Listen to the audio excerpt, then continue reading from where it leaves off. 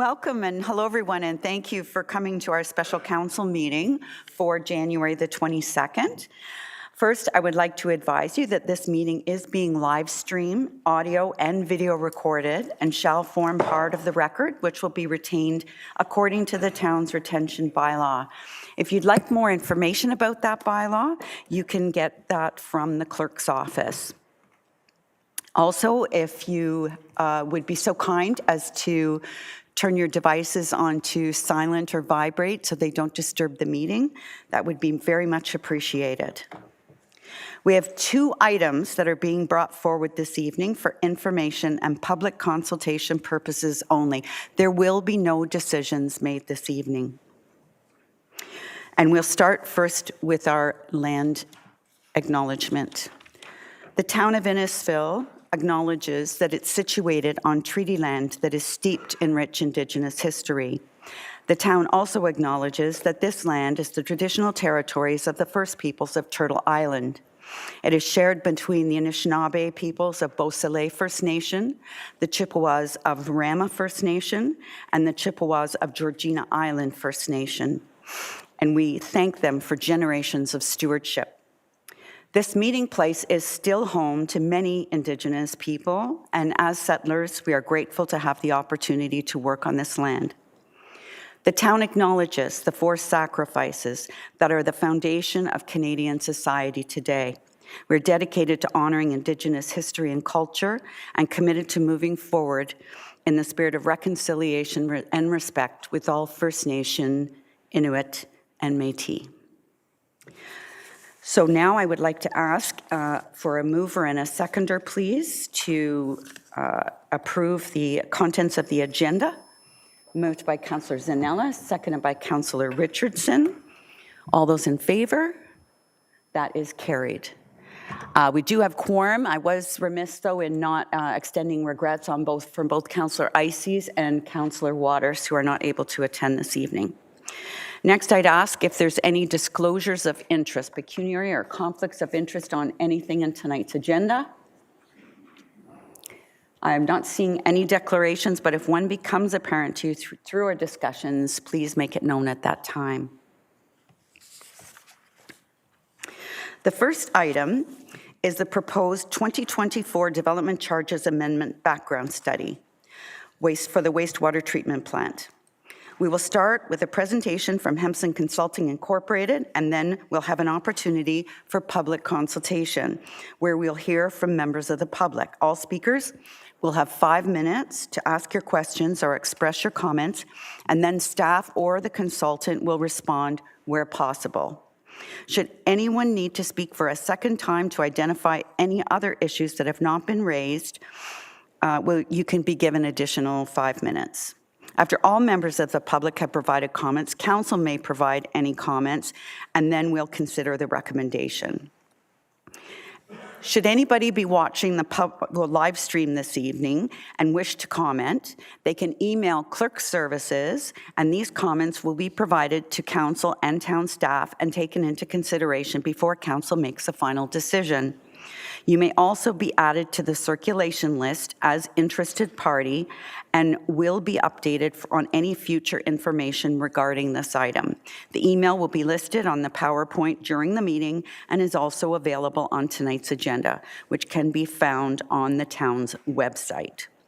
We'll now hear from our clerk, Patty Toma, on how public notice of this meeting was provided.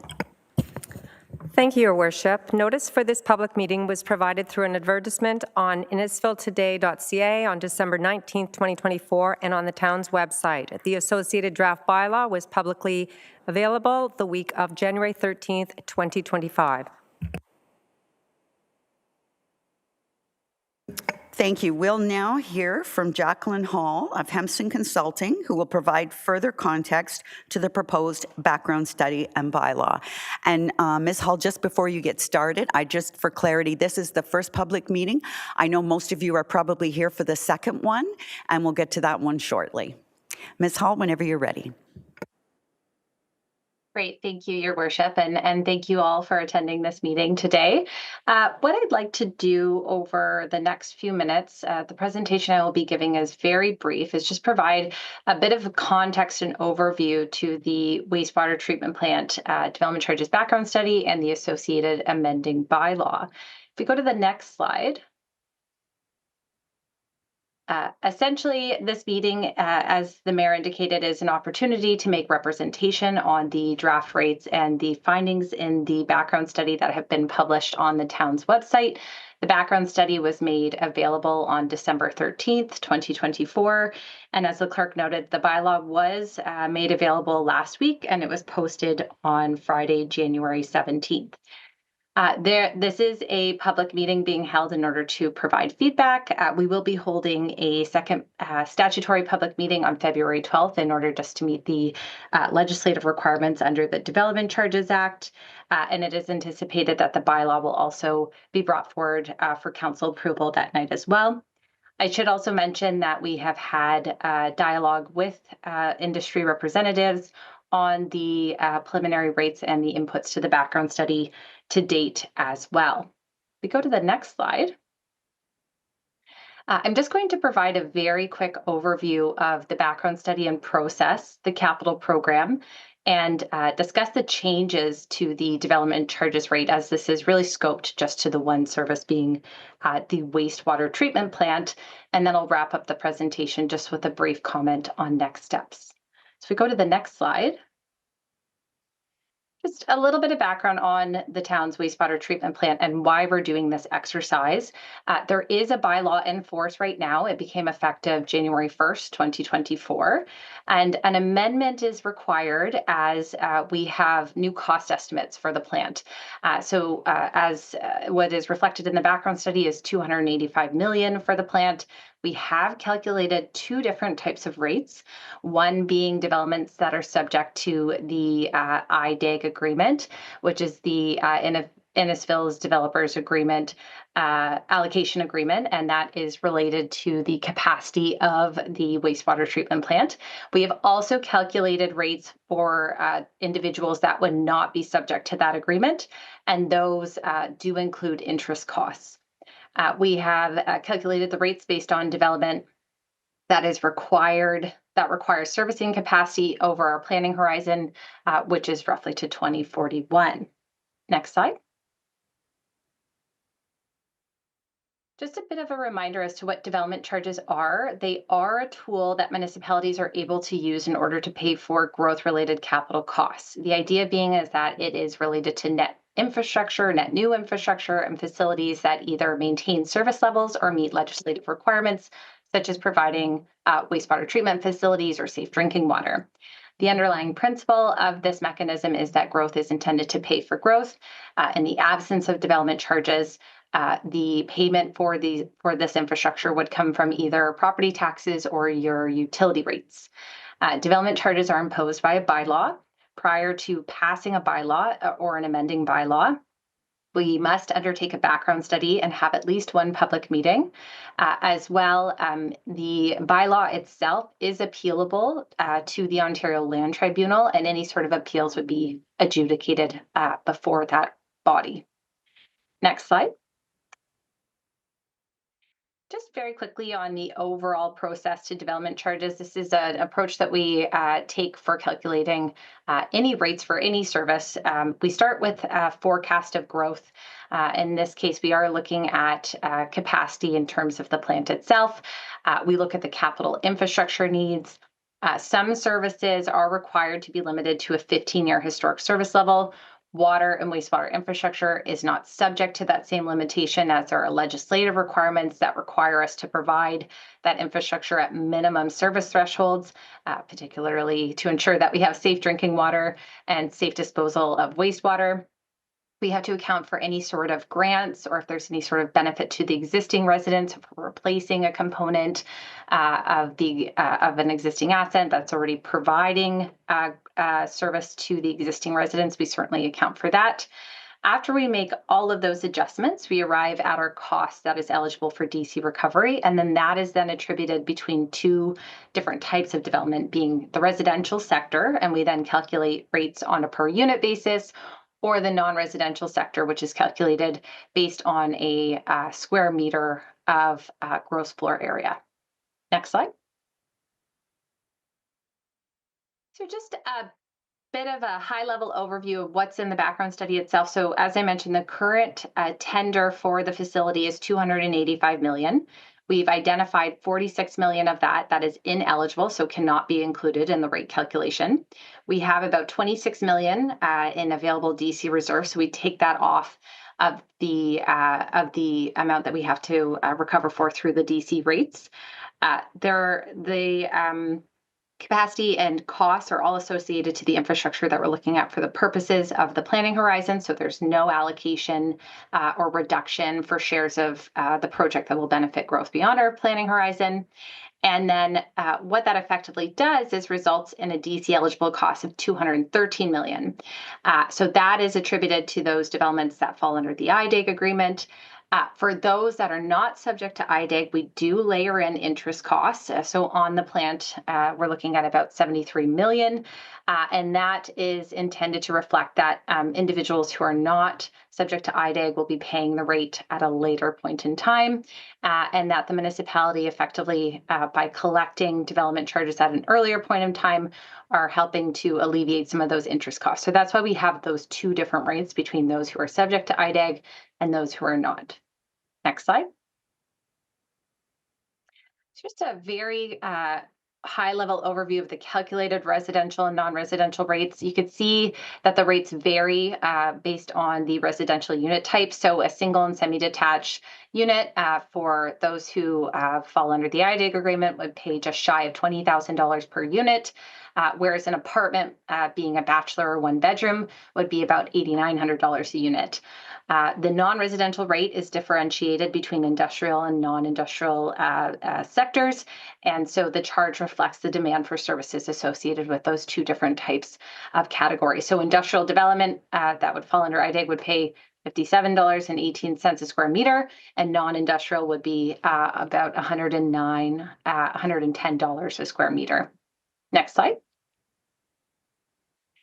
So how does this compare to the current rates that are in force today? If you were to go to the counter and you were subject to the IDAG agreement, today you would be paying $11,700 a unit for single detached. That's increasing to $19,957 a unit. So we're looking at about a 71% increase. On the industrial and non-industrial side, we're also looking at proportionate increases as well of about 85 and 86%. If we go to the next slide, I've just provided a quick comparison of the non-IDAG rates. So these are the rates with interest.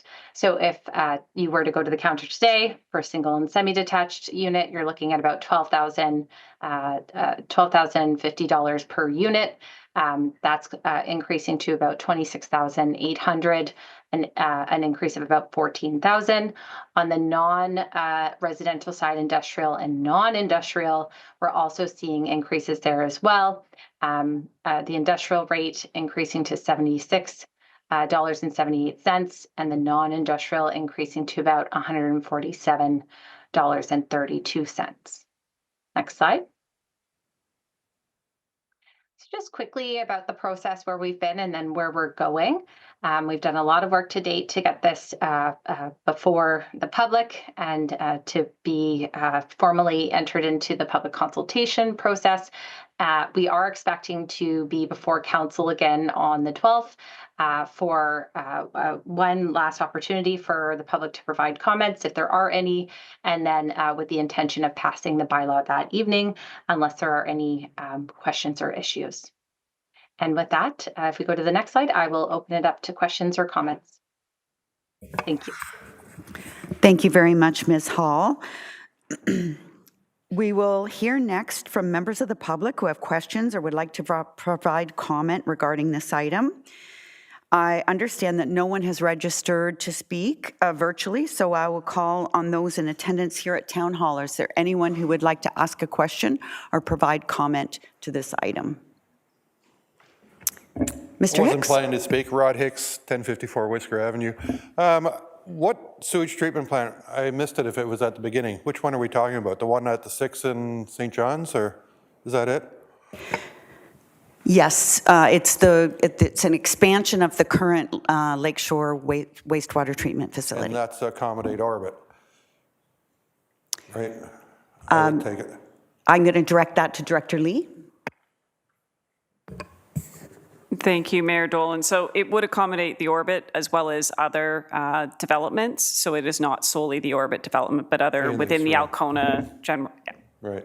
So the costs that were just showing there for households, is that all of us or the new builds? Director Lee? So the development charges rates are payable with new building permits, not to general taxpayers. Good. I saw that number. I went, don't tell us that's going on us. Thank you. Thank you, Mr. Hicks. The idea behind development charges is so that growth pays for growth and that burden isn't put on existing residents. Any other questions or comments from members of the public?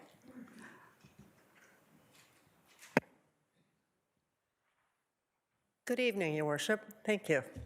Deb Crawford, 36 McNaughton, Guildford. I have a little question, and just sort of to follow on that, if I'm a resident that currently is not being serviced by sewer, and the development around me calls for additional sewer capacity, and there's a need for me to hook up to a provided sewer servicing, will I be paying that rate? I'm going to call on Mr. Melanishin or Treasurer Audrey Webb. Yes, in terms of when there are new connections, and we do have an additional connection policy, but when there are new connections, there's a couple of charges that, or fees that the homeowner would be accountable for, and that includes a lateral charge, so the infrastructure to connect from the main to the property infrastructure, the property pipe, and then there would be a connection fee, similar to the rates that you seen on the screen here today, to pay for the plant infrastructure as well. So is that comparable to the bills that have been charged to the residents of Lefroy to hook up to the water? Ms. Webb, can you answer that today? Sorry, could you repeat the question for me, please? Well, my understanding is the residents of Lefroy, especially along the Killarney Beach Road, are being upgraded with water services, and they have a choice. They can pay now or they can pay later. Does that apply for sewer as well? The policy is for both water and sewer. So the current policy is the way it's written. Yes, it would apply to both water and sewer. So if there was infrastructure or, I guess servicing provided to existing property owners, they would follow a similar process to what you've seen occur with the Killarney residents. Okay. Thank you very much. Thank you. Thank you, Ms. Crawford. Is there anyone else who'd like to ask a question or make comment on this proposal? Seeing none, I'll go to members of council. Is there anyone on council who has any questions or comments?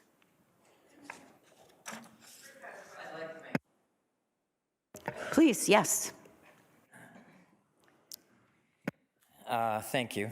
I was wondering when council would consider servicing Big Cedar area with sewers, the closest area to the plant that is still on septic and on the lake. Director Lee, can you answer that today?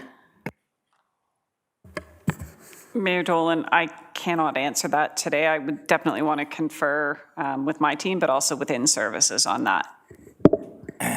So you want to expand the plant, but not service the very closest area to the lake. I mean, the plant's here, you go across the golf course, there's Big Cedar. What's going on? I've got a bit of the historic background on this, being I've been here for a little while. So Me too. I can help you with that. So we did get a grant. I'm thinking it was a federal grant at one point from Infrastructure Canada to help with the cost of doing that infill and in creating the services for the areas that were missed when the wastewater treatment plant and the pumping stations and distribution lines were put in the ground. The area in question is hard to service because each of the properties would require a pump on their own, either in their home or on their own property to pump the waste up to the line, the main line.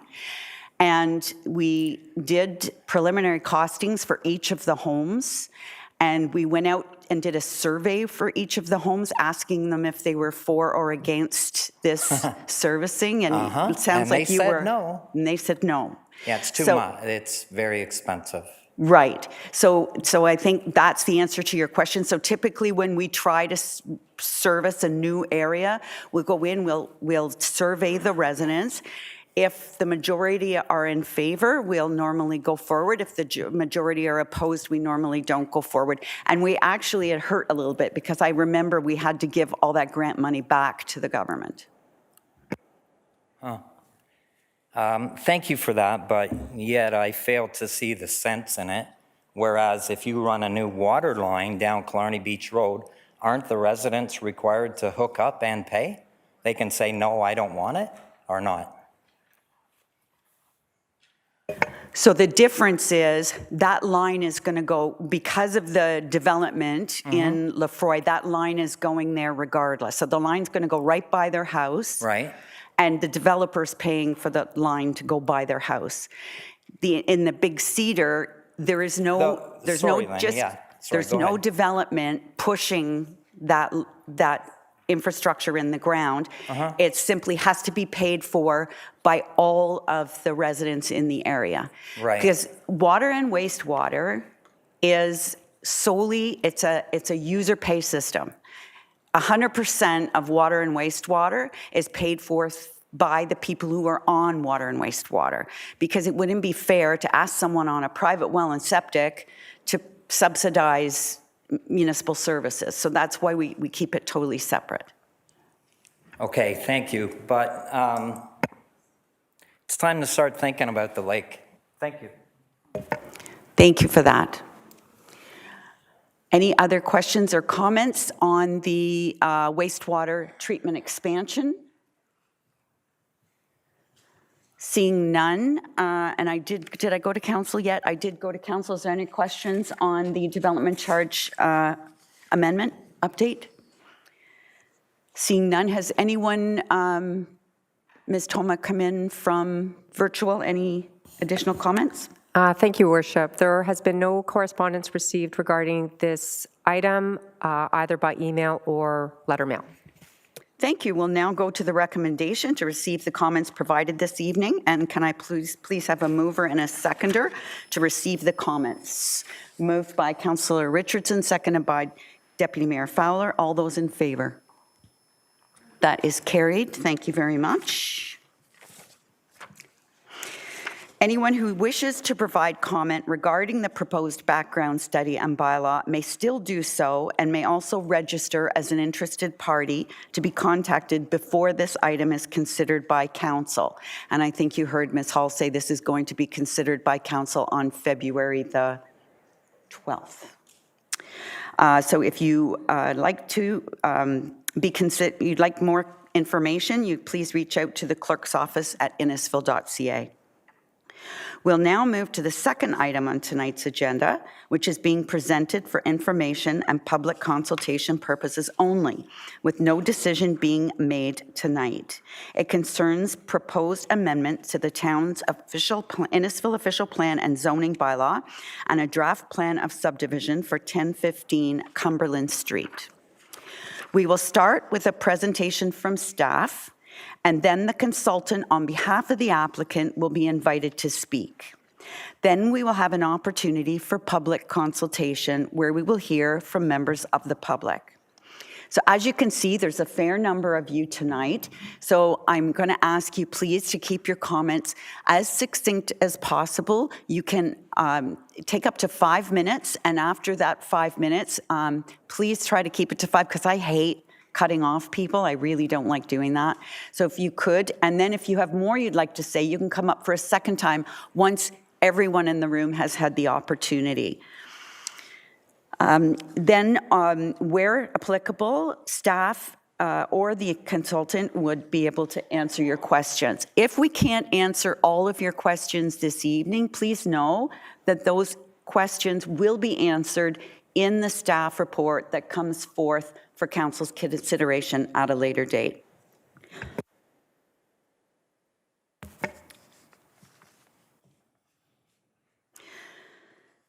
Should any member of the public watching the live stream wish to comment, they can email Clerk Services, and these comments will be provided to Council and town staff and taken into consideration before Council makes a final decision.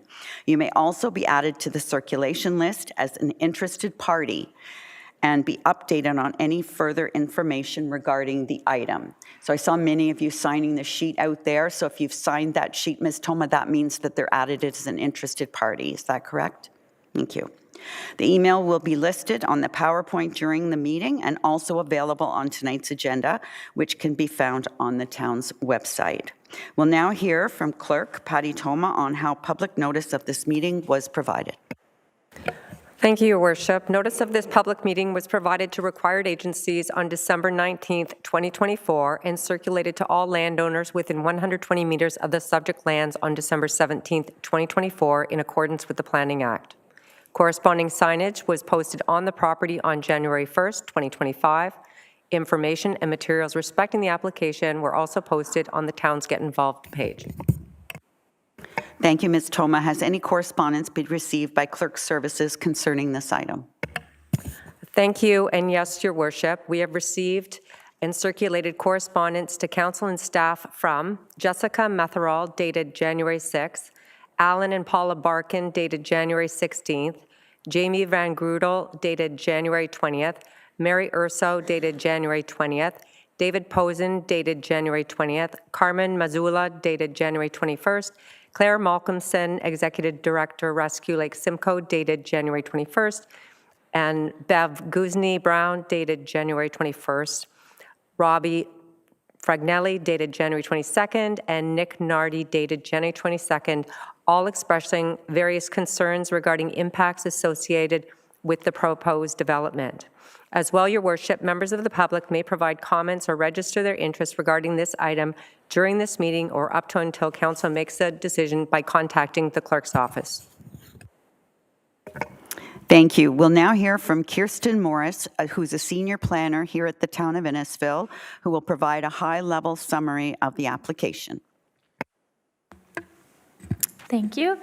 Good evening, Mayor, Deputy Mayor, members of Council, staff, and members of the public. The purpose of this public meeting is to consider a proposed official plan amendment and zoning bylaw amendment to facilitate a draft plan of subdivision at 1015 Cumberland Street.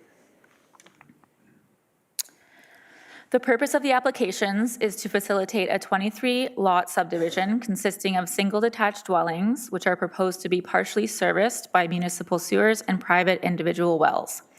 A flood storage and restoration block is proposed at the south end of the draft plan of subdivision, and the approximate density of the development is 17.44 units per net hectare as defined by the official plan, which includes the area of the municipal road and residential lots only.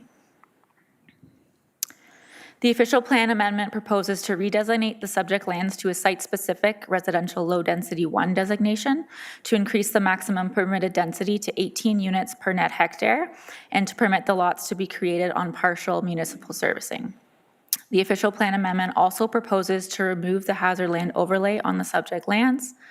The zoning amendment proposes to rezone the property from the future development zone to a site-specific residential 1 exception zone and environmental protection to facilitate the proposed subdivision.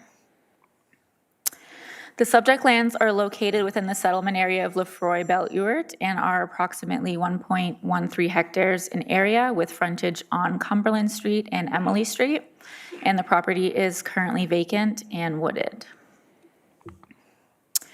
So here's an image of the proposed draft plan, which is tilted on its side. It shows the 23 residential lots to be accessed from Emily Street, and Block 24 at the south end, which is shown on the right side of the screen, is proposed as a flood restoration block and is proposed to be constructed as a wetland and zone environmental protection, which would prohibit residential development on that block. The applications will be reviewed by staff for consistency and conformity with applicable provincial, county, and town policies, which include the Provincial Planning Statement, Lake Simcoe Protection Plan, Simcoe County Official Plan, Innisfil Official Plan, and the Town Zoning Bylaw, which are listed in the staff report on tonight's agenda. So we've received a number of agency comments to date, which are summarized on this slide. Bell Canada and Rogers have provided their standard draft plan conditions, and as well as Canada Post. County of Simcoe has provided their waste collection standards and a reminder to evaluate the application against the new provincial planning statement. In-Services has provided technical comments regarding the sanitary servicing. Our Town Development Engineering Department has provided technical comments requesting more information and updates to the functional servicing report and stormwater management report, as well as the traffic impact study. The Lake Simcoe Region Conservation Authority has provided technical comments requesting more information and updates to the water balance assessment, the functional servicing report, and the stormwater management report, as well as the environmental impact study. Simcoe County District School Board have indicated they have no objection and they provided their standard draft plan conditions. And Alderville First Nation are requesting to review the archaeological assessment submitted. We've also received a number of public comments, and the themes that we've heard are summarized on this slide. So we've heard concerns regarding drainage and flooding, concerns regarding impact on local wells, including water quantity and quality. We've heard environmental impact concerns regarding loss of habitat and trees, impacts to Carson Creek and Lake Simcoe, specifically with sediment load, and impact on the nearby beach. Traffic increase and road safety concerns have also been identified, as well as density concerns and compatibility with the existing neighborhood, and concerns regarding construction impacts and noise. So in summary, the official plan amendment and zoning amendment are proposed to facilitate a residential subdivision of 23 single detached dwellings to be serviced by municipal sewer and private individual wells with access to the new lots from Emily Street. A flood storage and restoration block is proposed, and the approximate density of the development is 17.44 units per net hectare. In terms of next steps, staff will review and consider all public, council, department, and agency comments received and report back to council with a recommendation report at a future meeting. Notice will be provided to anyone who requests a notification or submitted written correspondence. If the official plan amendment is adopted by council and approved by the County of Simcoe and the zoning amendment is approved by council, staff are delegated to approve the draft plan of subdivision along with consolidated draft plan conditions. That concludes my presentation. Comments and questions can be submitted to me by email or on Get Involved using the QR code. Thank you. Thank you, Ms. Morris. We'll now hear from Keith McKinnon from KLM Planning on behalf of the applicant, who will provide further planning context to the application.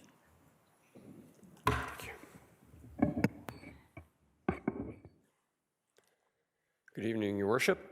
Deputy Mayor, members of council, staff, members of the public. As stated, my name is Keith McKinnon on behalf of KLM Planning Partners, Inc. Here before you on behalf of Ballymore Building, Innisfil Corp, as it relates to 1015 Cumberland Street in Lefroy. So Ms. Morris has obviously provided a detailed presentation. I'm certainly not planning on repeating much of what she's provided, but just intend on providing a few more additional details.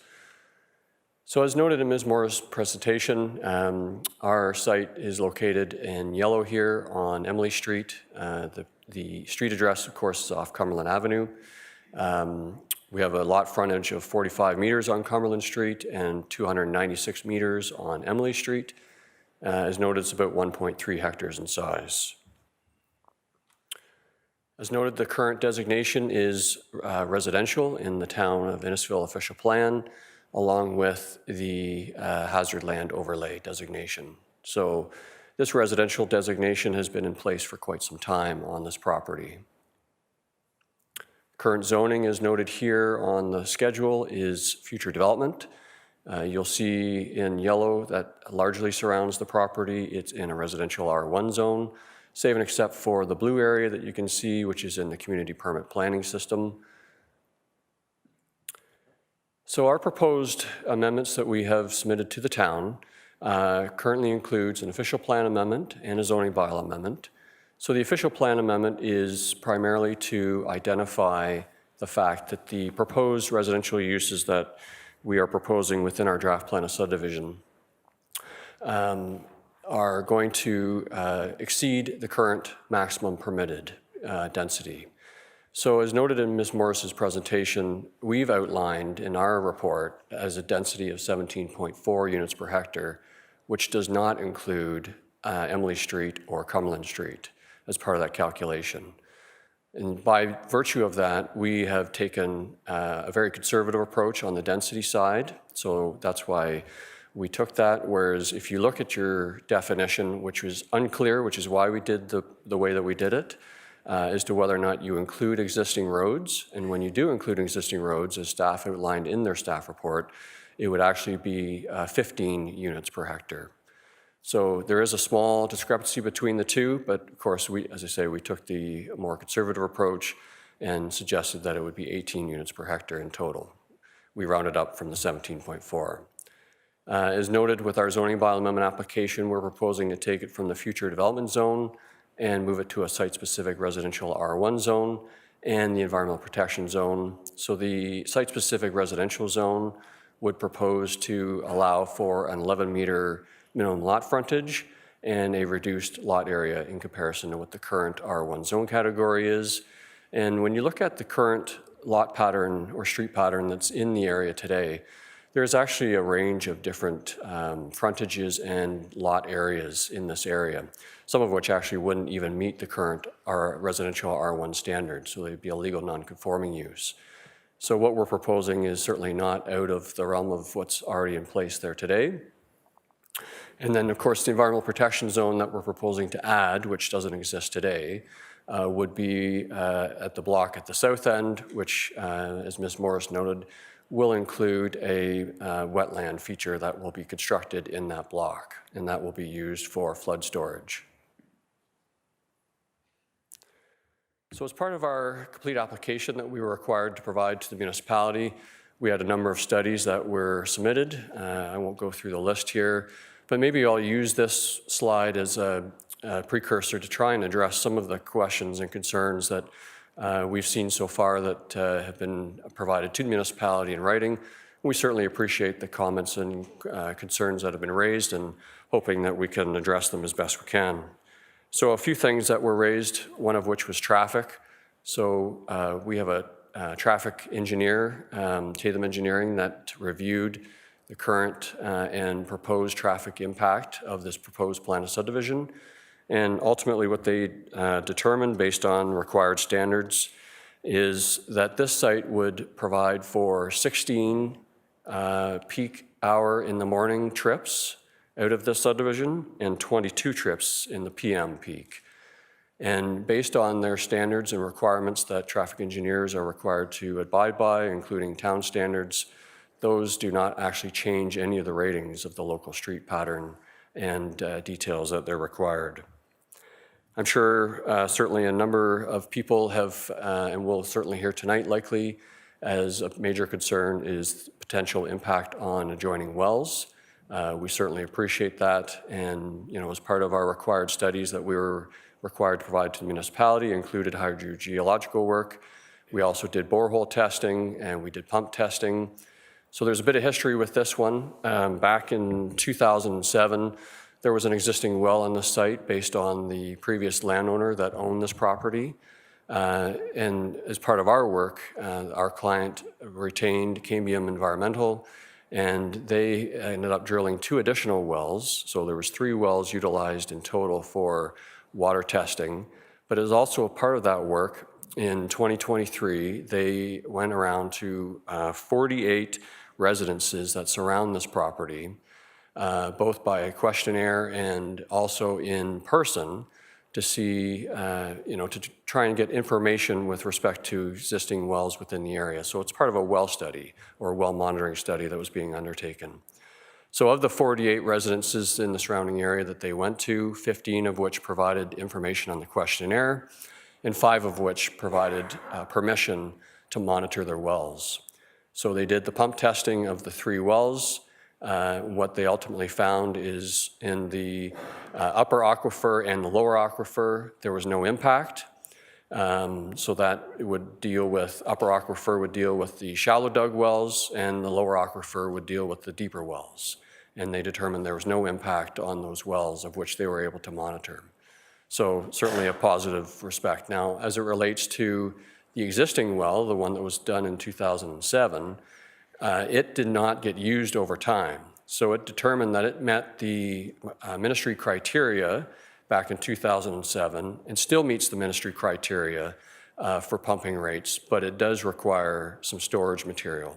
So as related to the work and the details that came out of that existing well, both Cambium and our client are looking at potential options of what they want to do, because ultimately it was determined that that well itself, notwithstanding it met the ministry guidelines on the pumping station, was not a well in good state of repair. So that's certainly something that's going to continue to be investigated by our engineer and by our client as well.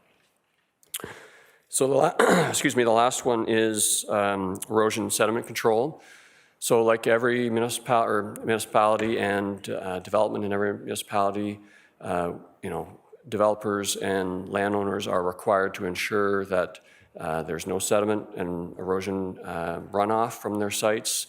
There are specific detailed engineering design requirements and municipal requirements that developers are required to adhere to, and certainly this site will be required to do the same. So they will meet certainly the town of Innisfil's engineering standards and the LSRCA requirements for erosion and sediment control. So with that, Your Worship, members of council, happy to answer any questions that may arise.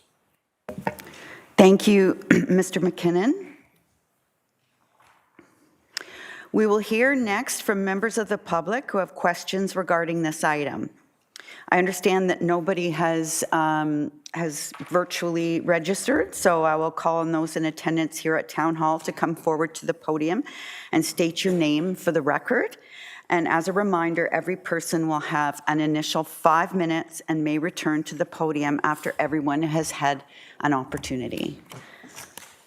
Mr. Hicks. I don't have to say my name? Okay, Rod Hicks, 1054 Whisker Avenue. Good evening, Mayor Dolan, Deputy Fowler, and members of council and staff. The town completes their official plan every year or every 5 years and designates places to grow and with public consultation. This property we are discussing is zoned R1, low density, 13 homes.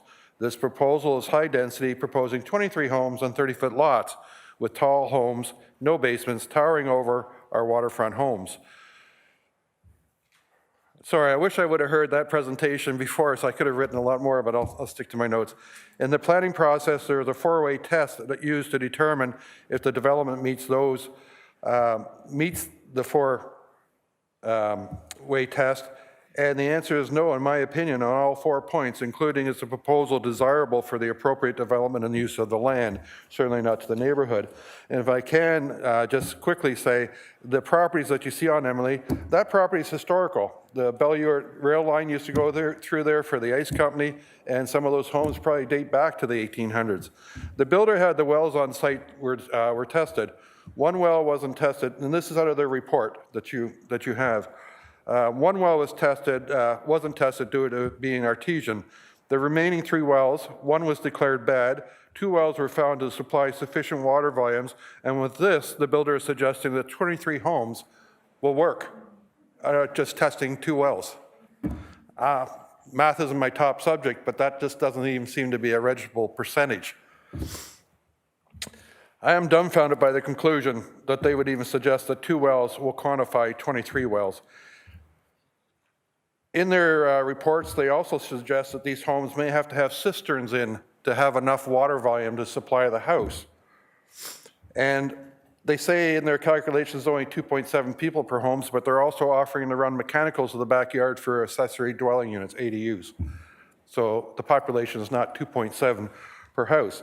Further, they go on to say homeowners will have to install mechanical systems to improve water quality, and current homeowners in the area may have to dig their wells deeper to keep water in their wells. This is an undue burden that your developer is putting on the residents that say, hey, you got to fix your own well. We're going to build these houses. These homes on 30-foot lots are most likely a foot apart at the eaves. And I'm surprised we should have the fire chief here. That presents a fire hazard. We do not have fire hydrants on the street, so that fire would go fast.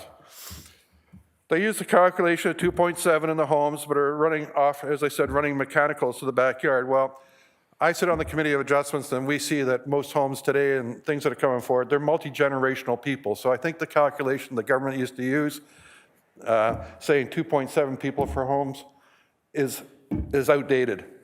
And so that gives us a lot of concern about how many homes, how many people will be in there. And just go around to your new neighborhoods that have been built and see all the cars parked on the streets. There's more than 2.7 people, and there's more than 2 cars per house. So a huge demand on the well water, significantly greater, along with stating that we will only be the 2 cars. Sorry, I'm kind of jumping ahead myself. You may not be aware of the ongoing parking problems that we have with non-local people trying to access the lake, and bylaw certainly is aware of that because they're down there frequently ticketing people. In 2007, and Mayor Dolan, it's nice to be around, I'm still around, you were here then, we had the same conversations with council then about Avalon, because they went in and had to dewater, which this property would definitely have to do because we all have flooding from that property, and dewater, and then people in the surrounding area lost their wells. We don't want to go back there. We don't want to have that situation where, what do we do now? We don't have water because it's been interrupted. The proposal will place undue burden on the abutting neighbors with potential of causing water availability to levels we enjoy. No one can say for sure how long that water's around for and how deep it is and what's the supply. So that's our concern. And I just did a quick calculation based on my property, and the size of my property is 250 feet deep, and I'm across from my waterfront lot. So less than 400 feet is this development to Lake Simcoe, and I'm sure there must be some bearing on a subdivision going in that close to the lake. The environment assessment did not mention the migratory bird path that happens every spring and fall into late fall, and I have some neighbors here that are quite interested. I wish I could identify birds, but there's calls I've never heard before, and that starts early spring, late fall into the migratory season. There's also frogs in there, but it turns out frogs aren't protected anymore. There is trillium flowers in the forest, and when they tested the fire well at the south end, the Cambrian, whoever that went in, they actually drove over a patch of trillium flowers, but there is trilliums in the forest.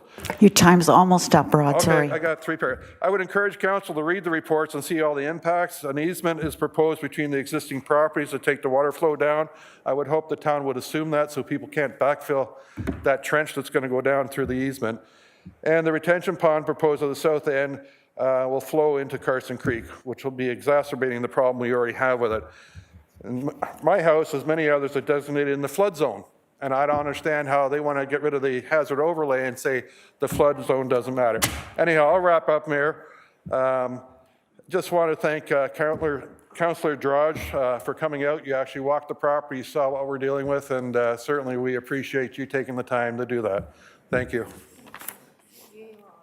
Thank you. And next person who would like to... I told the mayor I would do this. This is the council chambers. We can't do that here. We'll respect them. Thank you. No applause and no boos. We, unlike the other 2 levels of government, we like to treat everybody civilly here.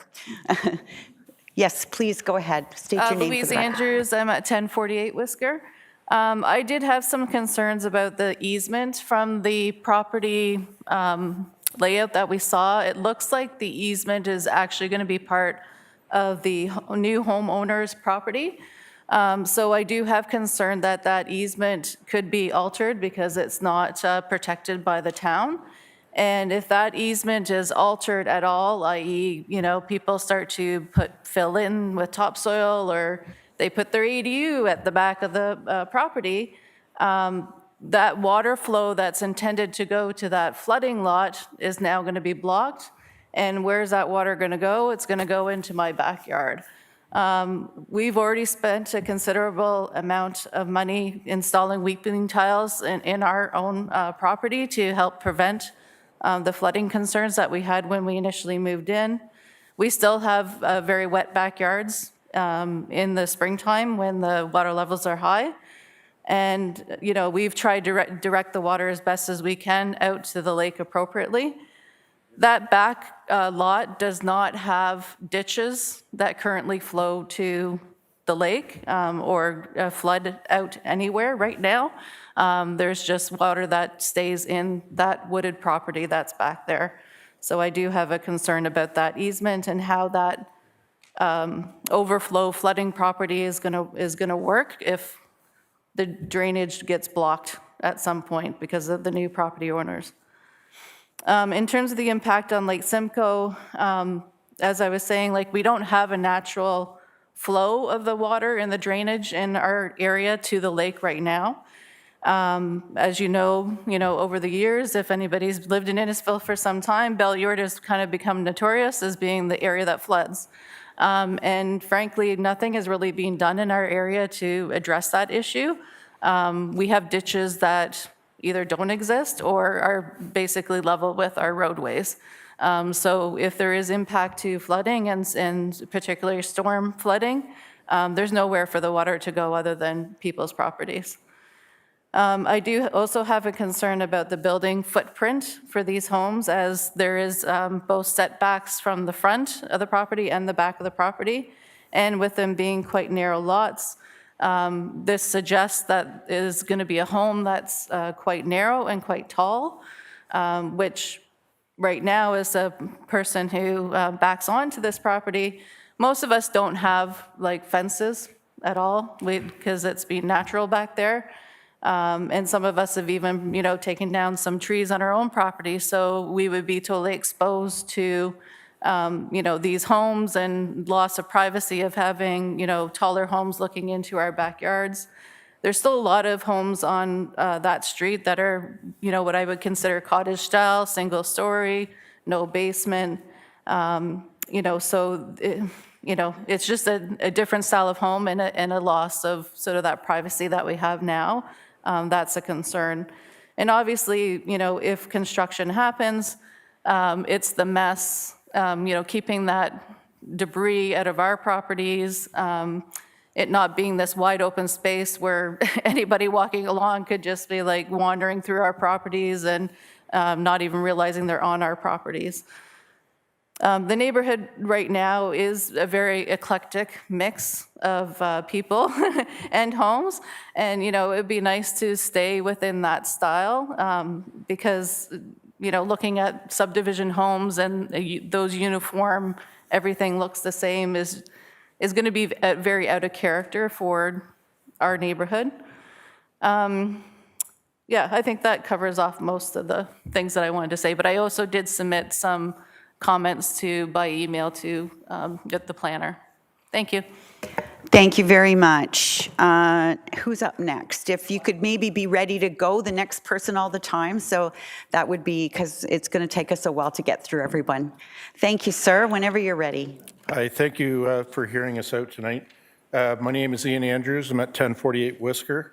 In 2007, we had a town meeting about a proposed development on this lot. Back then, it was determined that the building would not take place until town water was put in through. Surrounding wells that are at different levels would be affected. This has not changed. So 23 homes proposed would have a definite effect on them. Nowadays, multi-generational families are living in one house. So you could see anywhere from 4 to 8 people per house. Times that by 23. That's like 92 to 184 people just on that strip alone. What can the town do to assure us that our wells won't be affected?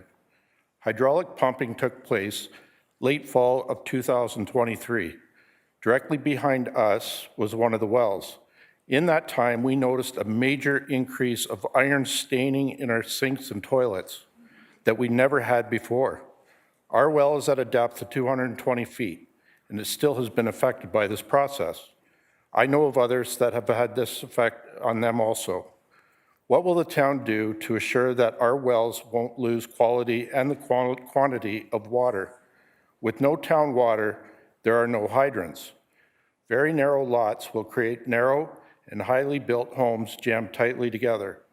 Brick homes or not, fire can get through the soffits of adjacent homes, creating a chain of fires. In 2020, a neighbor's house burnt on Christmas Eve. The fire was intense. Even with the lake mere steps away, they still had to set up a pool on the road to hold the water. The house was lost very quick, and if it weren't for our houses being spared or spaced apart the way they are right now, it could have been catastrophic for all of us on either side. What can the town do to assure fire protection and the action that will be effective? On the plan, it shows a retention pond and an easement. If the people who purchase these properties own up to our back property lines, then what prevents them from filling in the water swale or easements? They will individually hire contractors to build their fences, and nobody's going to want a gap under their fence to allow water to flow. This will impede and possibly redirect water off into our yards. Working for the city of Barrie, I have witnessed where people have used their fences like retaining walls and have filled not just inches, but feet of fill to level out their yards. No one checks on these unless someone complains. What will the town do to make sure that none of this happens? Maybe the easement should be town-owned and monitored by the town. The water is to run down to a collection pond. Is this going to be standing water? Most of this land is in a floodplain. What is the town going to do about monitoring for West Nile? What happens when pond overflows, and where does that go? Does the town know what conservation thinks of all this? Stripping the land and trees and dewatering will affect the existing vegetation like trees and hedges on surrounding lots by lowering the water table. Has the town done any kind of migratory bird studies? With the subdivisions being built all around, animals and birds have been pushed into smaller green spaces. That lot is host to rabbits, squirrels, foxes. We've even seen the osprey and affiliated woodpecker, even the bald eagles. When the builder begins, they will come in swiftly, removing all the trees and vegetation, stripping the top layer of soil and leveling out. Sometimes these lots can sit for years with no construction after this, leaving the lot barren and empty. It now becomes a playground for four-wheelers and dirt bikes. We are now exposed to the street behind. Anyone can now access or view our previously private backyards. I think it would be in the best interest for all who back onto this is for the builder, or for us to propose that the builder erects privacy/sound barrier fence from the north end to the south end to along property line. This will help alleviate some of the disruption this development will impose, such as unnecessary disruption of constant construction, along with garbage migration and hopefully some privacy. The houses provided by this builder is a chicken coop style house packed tightly with a maximum height for lake view. These will be basement on grade with 2 floors and a high peaked roof line. What can the town do to try and keep these homes from looking like highly packed subdivision of the city and make them fit like the rest of the communities here in the beautiful Belleward? What can the town do to prevent this undue burden on us, the residents, and the environment surrounding it? Thank you. Thank you very much. Next, please. Mayor, I've been asked by a resident to read her letter. English is not the first language. Do you want to just introduce yourself, Anna? Absolutely. If you could just state your name for the record. Hi, my name is Anna. I'm Last name. Anna Nassif. I'm Miss wife. And your address? My 1020 Emily Street, Belleworth. Good afternoon, everyone. My name is Anna.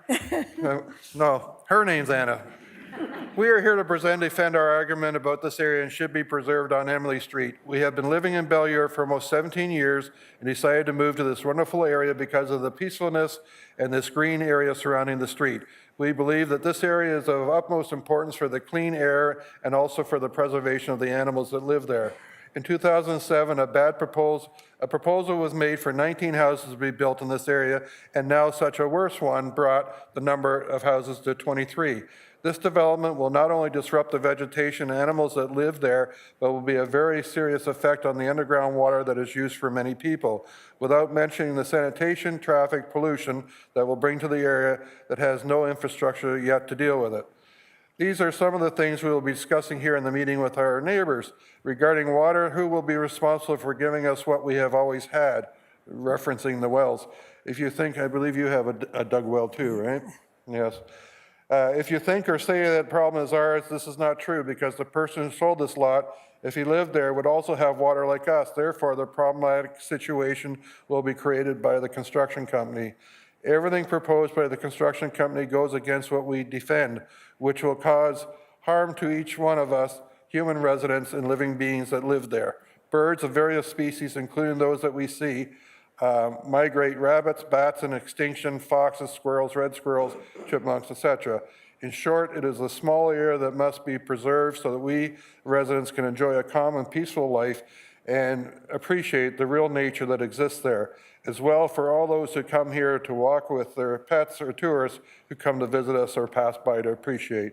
We ask that you use common sense and do not use business as an environmental destruction and destruction of hundreds of people who live there in peace and happy. Thank you. Thank you very much, Anna.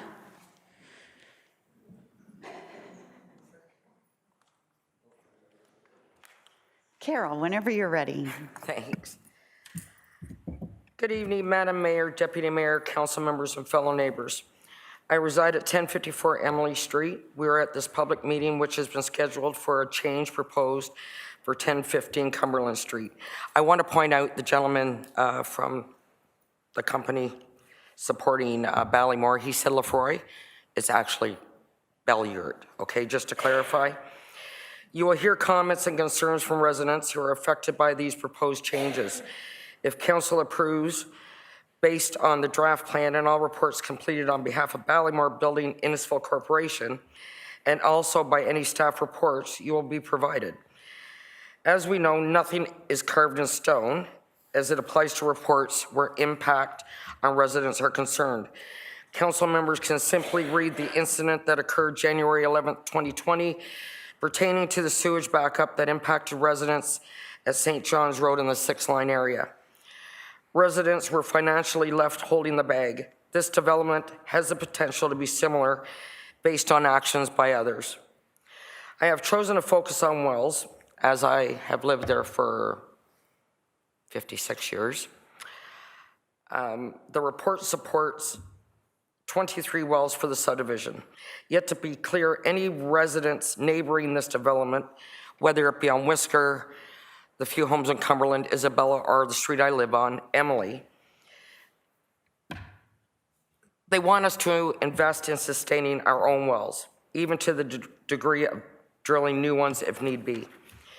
We are all aware of the province's position around growth. With that being said, it is unacceptable for a developer to suggest the adjacent resident should incur the expense while he lines his pocket, sells, and runs for the hills, leaving others holding a debt for him to profit from. My position is if staff and council approve any form of development, for example, 9 homes, which I strongly oppose to any, then the developer and or the town should provide wells based on the aquifer the developers will be supplying the wells to for this development.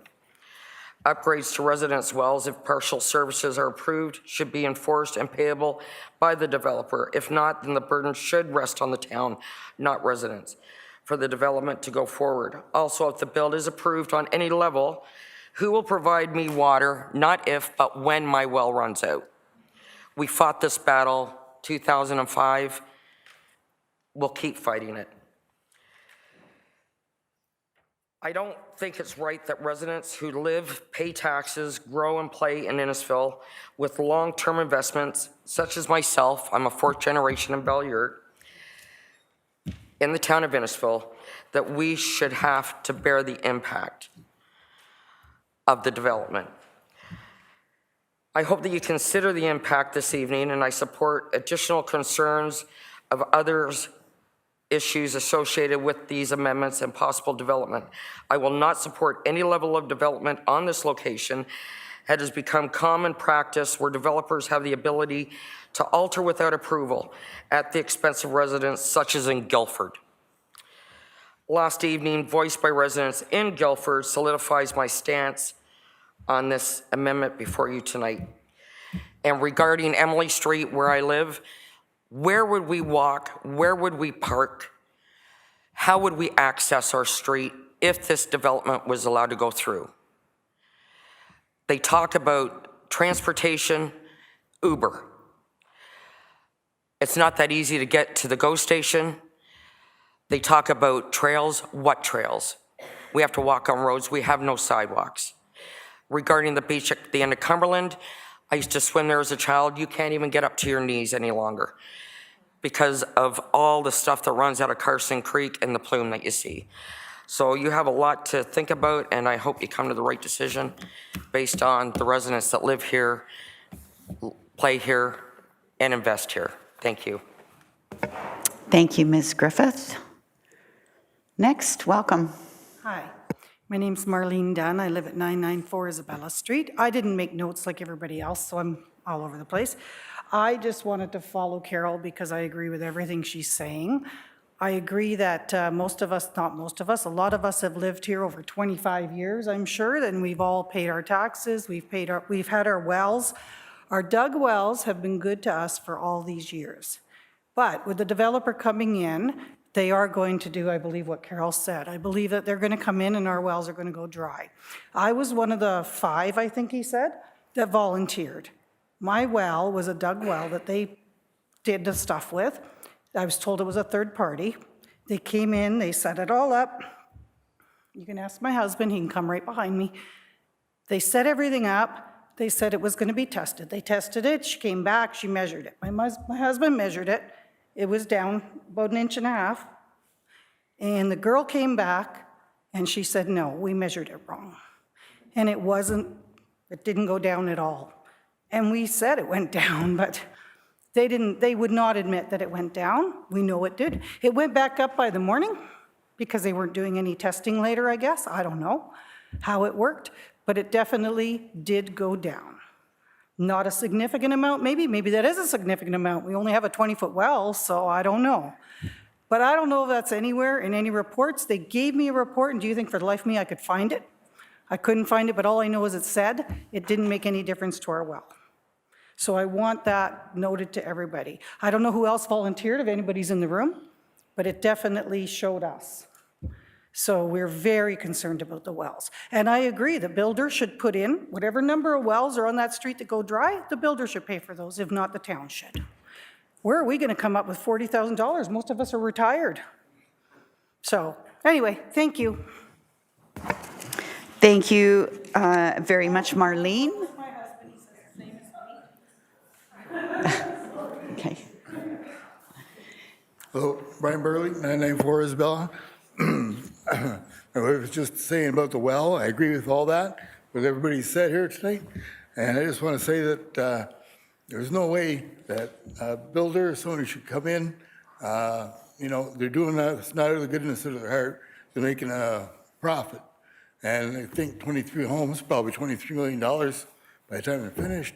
Anyways, it shouldn't cost any of these people a nickel to have a better well put in because they ruined their wells. Thank you. Thank you, Frank.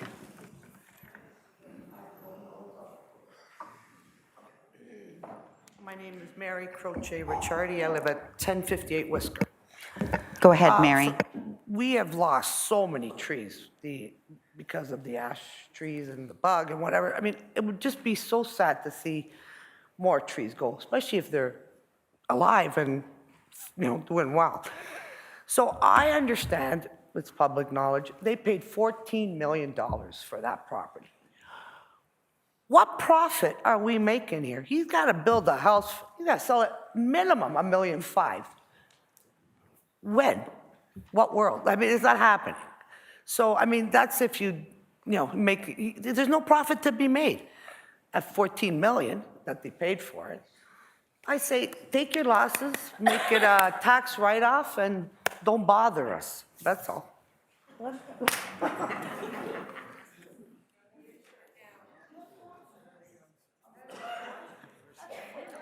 Go ahead whenever you're ready. My name is Gita Perkis. I live at 1047 Ewart Street. I'm one of 4 members that live on Ewart Street that have a backyard that faces Emily Street. So my house goes Ewart Street and Emily Street. So I just want to go back. 6 years ago, we had wanted to build a garage with a family residence above it, so that way our kids could have somewhere to stay. With the cost of real estate, it's very hard to find a house. So we actually came to council with a plan for a garage to be built, and because we were going outside of the bylaw, we had to get a variance. So we had a meeting with council, and at that time, we were told that we couldn't build the garage to the specs that we had wanted. We had to stay within the bylaw, based on the fact that it did not blend with the character of the neighborhood. This development, when you think about it, these 23 homes, and you look at the area around it, does not blend with the existing neighborhood. So the variance should not be allowed based on that bylaw. The bylaw states that you could have 13 houses. They're asking for 23. That's not staying with the blend of the neighborhood. So I think looking at that, the developer, I'm not against development. Development needs to happen, obviously, in a city and in a town, it needs to develop. But I think they need to take that into account if they're looking at the character of the neighborhood. The houses on Emily Street, on Ewart Street, on Whisker. Traffic and moving on the street. My husband and I had a conversation last night. There's not enough parking for the existing houses that are on that street. On weekends, on summertime, there's lots of public parking that happens on that street. And I can attest that my backyard, which faces Emily Street, there's usually 3 or 4 cars parked behind our driveway, and they're not our cars. So I think the biggest thing too is that traffic will increase with these new houses being developed. You're looking at, here, they're saying 2 people. 2 people have 2 cars. They have children. Those 2 cars, there's 4 cars. So I think their idea of having 2 people with 2 cars is a little idealistic in their own world. Privacy of my house. So far, I've had privacy because our neighbors are great. We have a nice distance between our neighbors. If you look at the lot sizes on Emily as well as on Whisker, the streets and the house difference sizes are quite nice.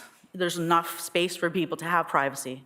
I think with having 23 houses in a span where, if you look at Emily Street, there's not even 23 houses on that opposite side of the street.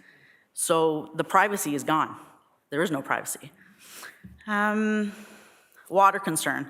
That's a big concern for me and my father-in-law, who lives 2 doors down. His well is 11 feet dug well. What's going to happen with his water source? What's going to happen with mine? Mine's only 60 feet. It's a big variance, and for me to come up with the cost of paying for a drilled well is unrealistic. At the time when, 2007, when the developer came in, there was no wells there. They dug the test wells in 2007. There was no wells on that property. So the developer was told they need to have enough water source. So those wells weren't there until 2007. Sorry, where was it going? So that's a concern for me, is the wells. And why at that point in 2007, there was no water coming through our town. Why isn't that happening? All the other subdivisions that have occurred in along Cardinal Larney Beach have the city water come in. Why isn't that coming into our part of the street?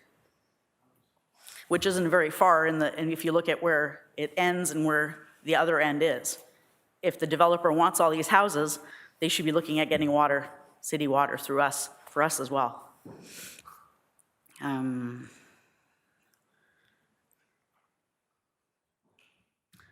That's pretty much what I wanted to bring up. Thank you. Thank you very much for your comments. Next, Mr. Purchase. Thank you, Mayor, Council, and staff for the opportunity to provide some input on the development by our house. I'm Ron Purchase, and with me is my wife, Kathy. This is our 16th year residing at 1060 Whisker. Our home is directly behind and adjacent to the proposed development. We will therefore be directly impacted by anything happening on this property. The proponent has provided a great deal of information, but it seems to us that for the most part, they've not justified the need to be exempt from the development guidance contained in the applicable town planning documents. Now, we're not experts, and we will necessarily need to rely on staff and council to ensure that the guidelines for development are respected before approving any draft plan of subdivision, this one especially. What we can do tonight is try our best to explain our concerns as clearly as we can. If I can turn the page. About 8 years ago, we found it necessary to install an expensive new well to replace the dug one we have, which would often run dry. So our immediate reaction upon seeing the draft plan of subdivision was that the doubling of water demand resulting from 23 new wells packed tight in a row, 36 feet apart, and immediately adjacent to our property could easily impact the quality and quantity of our water supply. This is pretty scary. In fact, the proponent's own report notes that some existing wells may need to be deepened, while others may be subject to turbidity or other problems, and some of the proposed wells may not have adequate flow and may be poor in water quality. That's not a very good starting point. And there's simply no clarity as to who will be responsible for the addition of the 23 new wells if they negatively impact our water supply. Is the developer responsible for what happens to my water? Is the town, our local residents, is it us? If there are guarantees provided, what will they cover and for how long? We're nervous. We believe that waiting until the town water is available, as it appears to be the conclusion of previous development proposals for this property, seem entirely reasonable. The existing neighborhood surrounding the proposed development features a mix of home styles built over time on different size lots. It's the kind of varied and vibrant community that's a pleasure to live in, and the one we are keen to see preserved even as it grows. Unfortunately, we see no information regarding the kind of structures the developer contemplates building. Nevertheless, the reality is that the extremely narrow lots with significant front and back setbacks will severely limit architectural options. Additionally, we're very concerned about the excessive building heights made necessary because of the small leftover footprints. Multi-story homes marketed as having lake views, no doubt, may well degrade the privacy of adjacent properties like ours. The bottom line for us is that it affects the effects of excessive density will result in poor compatibility with the character, features, and essential nature of the existing neighborhood. We understand the pressure to build more housing, but the kind of out-of-place density in this proposal is much more suited to new empty field developments than they are to the limited infill of a long-established community like ours.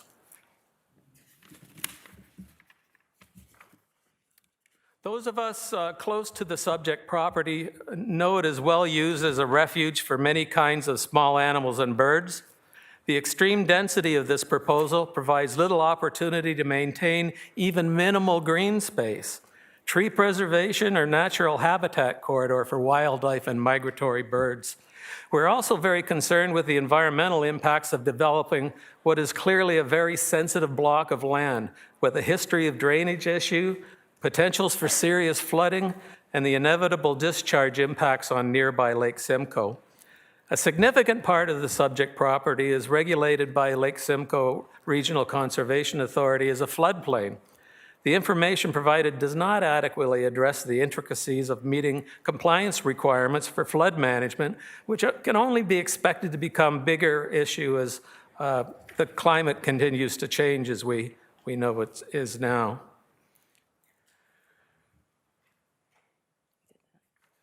You're almost out of time, Mr. In Purchase, conclusion. unless Mrs. Purchase wants to give some of her time to you, maybe. In conclusion, Kathy and I believe that the development of a significant and environmentally sensitive property being dropped into the middle of an existing and well-established neighborhood requires well-considered, sensitive, and nuanced planning. This proposal is not that. Please don't approve it as it is. Thank you for your time and attention. Oh, well, I thought Mrs. Purchase was going to take 5 minutes too, so I shouldn't have cut you off. Go ahead, whenever you're ready. Good evening, Jamie Van Grudel, 1021 Cameron Street. I'm here to express my strong opposition to the proposed 23-home subdivision development. My primary concerns are the risk it poses to our well water, the impact on Lake Simcoe, increased traffic, and the overall density of the project. As someone who has already experienced issues with my well water quality, I know firsthand how vital it is to protect this resource. Adding 23 more homes will significantly strain the water table, potentially reducing water availability for existing residents. There's also an increased risk of groundwater contamination from construction and residential activity. Once groundwater is polluted, it's difficult and costly to restore, leaving families like mine vulnerable. I'm equally concerned about the health of Lake Simcoe. Additional runoff from this development carrying pollutants like fertilizers, oils, and sediments could harm the lake's ecosystem, contributing to algae blooms, and threatening fish and wildlife. Lake Simcoe is essential for recreation and the environment, and we must prioritize its protection. Beyond these environmental concerns, I'm worried about the strain on our infrastructure. Adding 23 homes will increase traffic in the area, leading to congestion and safety concerns for pedestrians. The density of this project is incompatible with the character and capacity of our community, potentially leading to overcrowded roads and additional stresses on local services. Regarding wells, I'm not buying the investigations they have done. Since the developments on the 5th line and off of Pine, my drilled well has so much sediment, I had to install a filtration system, and even that cannot keep up with the sediment in my water. My water is not usable. I have a drilled well, which is the suggested solution at homeowners' expense to the well concerned, and yet I have major issues. I was not provided a questionnaire or asked to do a well study. If I had been, I would have said yes to this, and you would see, as per the photos I submitted to the clerk's office, that the impact to my well is substantial. The current Ballymore job sites in Lefroy are a mess. There is trash everywhere, which to me shows a lack of respect to our community and the environment. With the proposed site being so close to the water, I do not see this as a risk we should take. I have lived in this community my entire life, 37 years, and the things I value most about it, the diversity in the homes and not the cookie-cutter subdivision homes, the space, the quiet nature, and water access. When I grew up, this neighborhood was a paradise for children. This is being stripped away from us. In summary, the risk this development poses to our water, Lake Simcoe, traffic, community, livability far outweigh any potential benefits, and I strongly urge decision makers to reject this proposal. Thank you. Thank you, Jamie. Sorry, I don't walk as fast as she does. No worries. Go ahead, whenever you're ready. Cheryl Van Grudel, 1028 Ewart Street. I stand before you as a concerned member of this community, deeply invested in our shared future and the well-being of our neighborhood. Today, I want to talk about a proposed 23-home subdivision in our area, an area that already faces significant challenges with our water systems. These issues affect us all, from our daily lives to our property values. Adding more homes without addressing these existing problems would only exacerbate the strain on our resources. Beyond the infrastructure concerns, we must also consider the environmental impact. The runoff from this subdivision would flow directly into our lake, potentially harming our local ecosystem and compromising a precious natural resource. This is not just about our homes, but about protecting the environment and sustaining it. We must prioritize sustainable growth and ensure that our infrastructure can support any new developments. By working together, we can find a solution that meets the needs of our community and compromising our quality of life, of the health of our environment. I'd just like to add to this that I know several people on Pine Avenue who have had nothing but issues with their wells since that subdivision went in. Since the one on the 5th went in, my well hasn't been the same. I'm okay with it, but it's not the same as it was when I first moved here 37 years ago. And we also need to take into effect the fact that we do walk on our roads. Belle-Ewart is a place where everybody walks. We walk our dogs, we walk our kids. There are no sidewalks. We walk on the roads. We have to be very careful as it is already. Adding all these new homes, that's not going to make it any easier for us. People are going to get hurt, and that'll be sad to see. Let's stand united in asking our local officials to reconsider the subdivision and focus on improving our existing infrastructure first. Should be water, should be sewers if you're going to build homes in this area. Together we can make a difference. Thank you. Thank you, Cheryl. Who's next? Yeah, mine's quick. Go ahead. Tracy Goodwin, I live on Barry Avenue. I didn't come prepared, but just hearing some of the comments, I've got just some questions with regards to what I've heard so far. I'm just wondering if staff have been provided resources, such as a risk matrix, so when an application is higher risk, certain parameters should be followed. For example, peer reviews. So is higher risk, from what I'm hearing here, sounds like maybe a peer review needs to be done on a Hydro-G study and a stormwater management study. And are you looking at the cumulative effects? Because as we know, this new subdivision is providing a lot of sediment. If you go down, you'll see after rain, it's pretty bad, the sediment. So I don't know if that accumulation effect has been taken in play, but it should be if it hasn't been. The other thing is, I don't know from a stormwater management aspect of it, has the town been taking care of the stormwater management pond up there?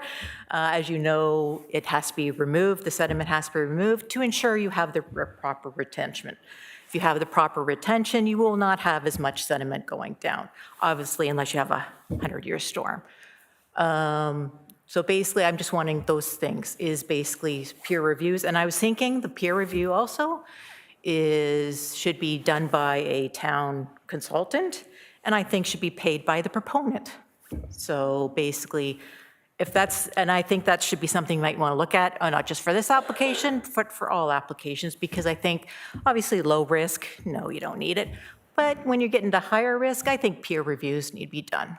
So that's my 2 cents. Thank you. Thank you, Tracy.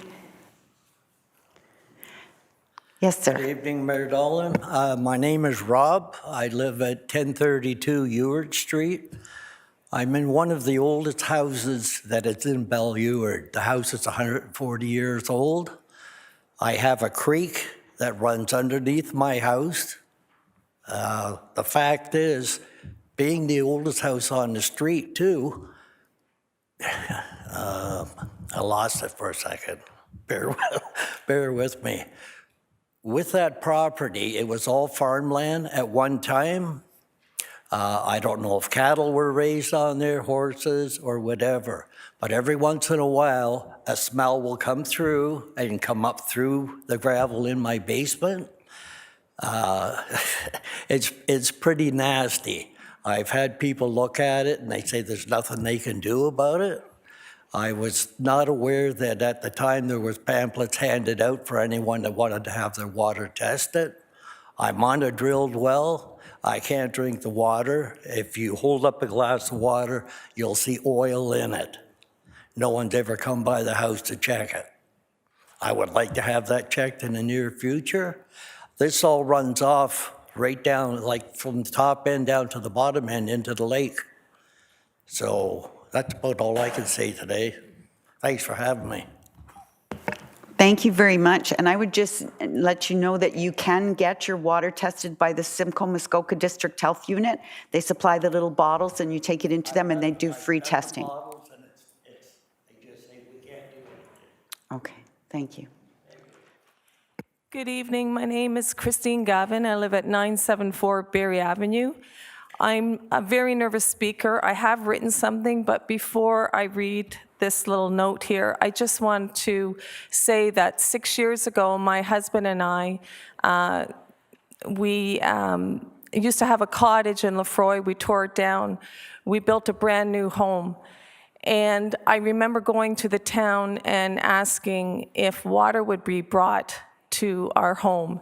And several people on various occasions, they just kept repeating the same thing. No, because where you're located is a very sensitive area. You're close to the lake. We don't want to encourage too much development down there. So I drilled my well. I also jumped through hoops for the town of Innisfil in terms of complying with all of the zoning requirements. I did apply for a minor variance, and thank you very much, I was granted that variance.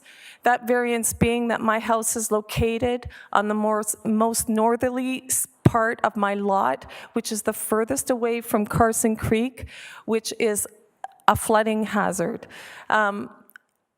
Right now, I'm going to read this letter, and then I hope that later on I can speak again because I have more to comment on. I would like to begin with a quote from the Town of Innisfil Planning Director in 2007, David McCauley, who said, "Belleurt and Lefroy have a very delicate water system. The hydrology there makes me nervous. We need the infrastructure." So once again, yeah, you need full servicing when you have a subdivision. You can't have a drilled well, say to someone, this house is worth 1.5 million and it has a drilled well, and by the way, there's a cistern in the living room.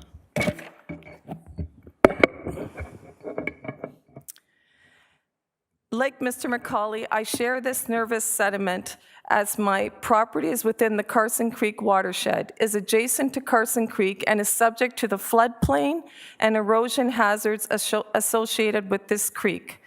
The proposed development will almost triple the current volume of runoff to 1,240 cubic meters a year, as most trees will be cut, impervious structures such as roofs and driveways will increase, all causing less infiltration and more runoff. As there are no existing storm sewers and site elevations are higher in the northerly portion of this land, all flows will be conveyed from catchment 201 front yard, catchment 202 rear yard, and catchment 203, the flood storage and restoration block, in a southerly flow to a culvert running under Cumberland Street, emptying into the Berry Street ditch right at my property line and 2 meters away from the foundation of my house. The ditch in front of my house will be inundated with rushing water during thunderstorm and spring thaw events, creating excessive bank instability, ditch widening, and eroding away my property. My house was designed with 2 sump pumps, but only one of them runs. Will all this extra flow so close to my house force the necessity for the second pump to kick in on a regular basis, creating constant noise and increasing my electrical bill? Furthermore, how protected will my crawl space be from flooding if the water table remains elevated around the foundation? My concerns and fears do not stop there.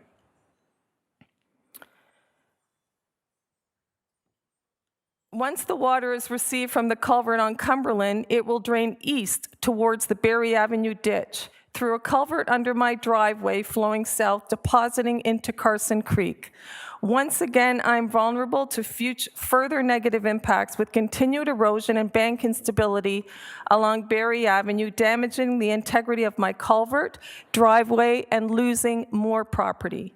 My worries only amplify when I think of the eventuality of large-scale flooding from Carson Creek, when all that extra water filled with high sediment load causes the banks of the creek to rise and flood my property.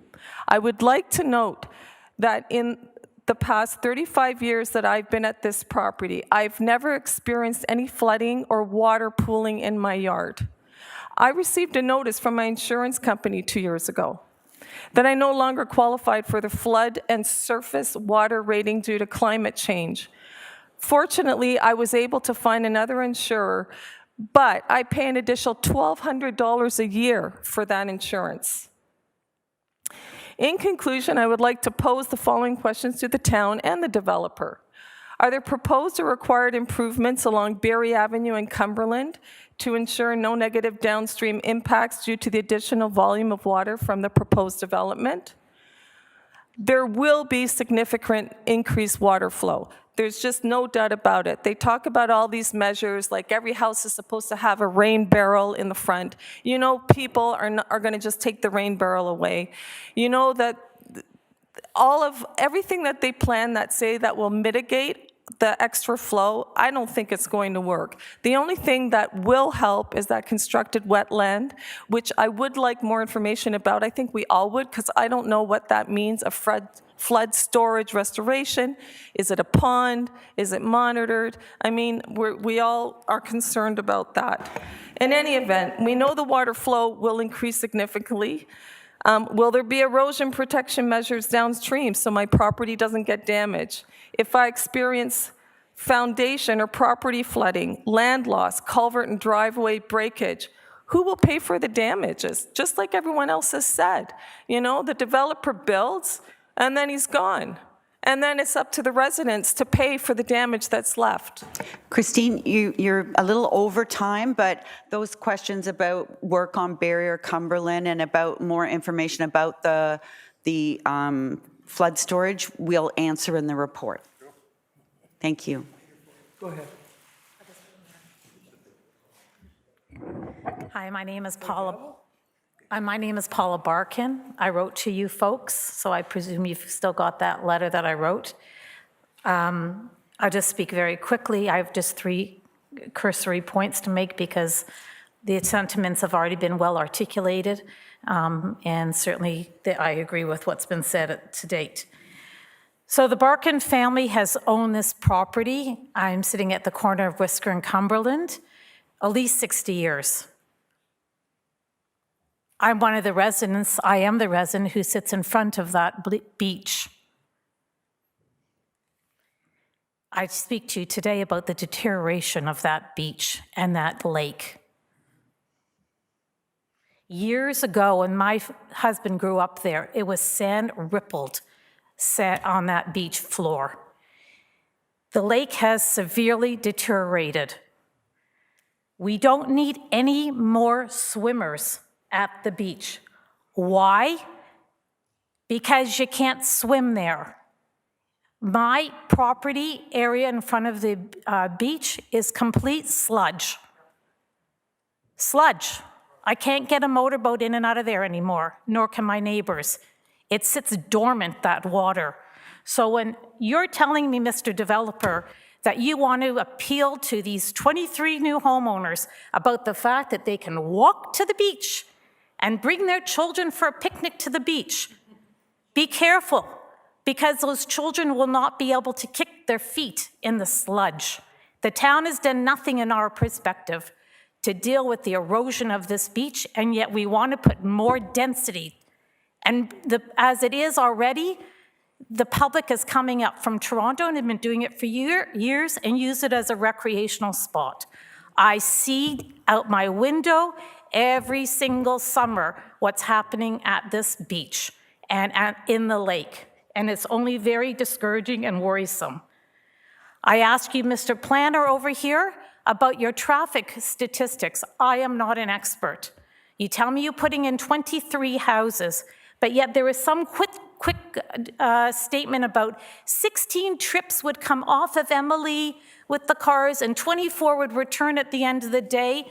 I don't know about studies, but that certainly doesn't make any sense to me.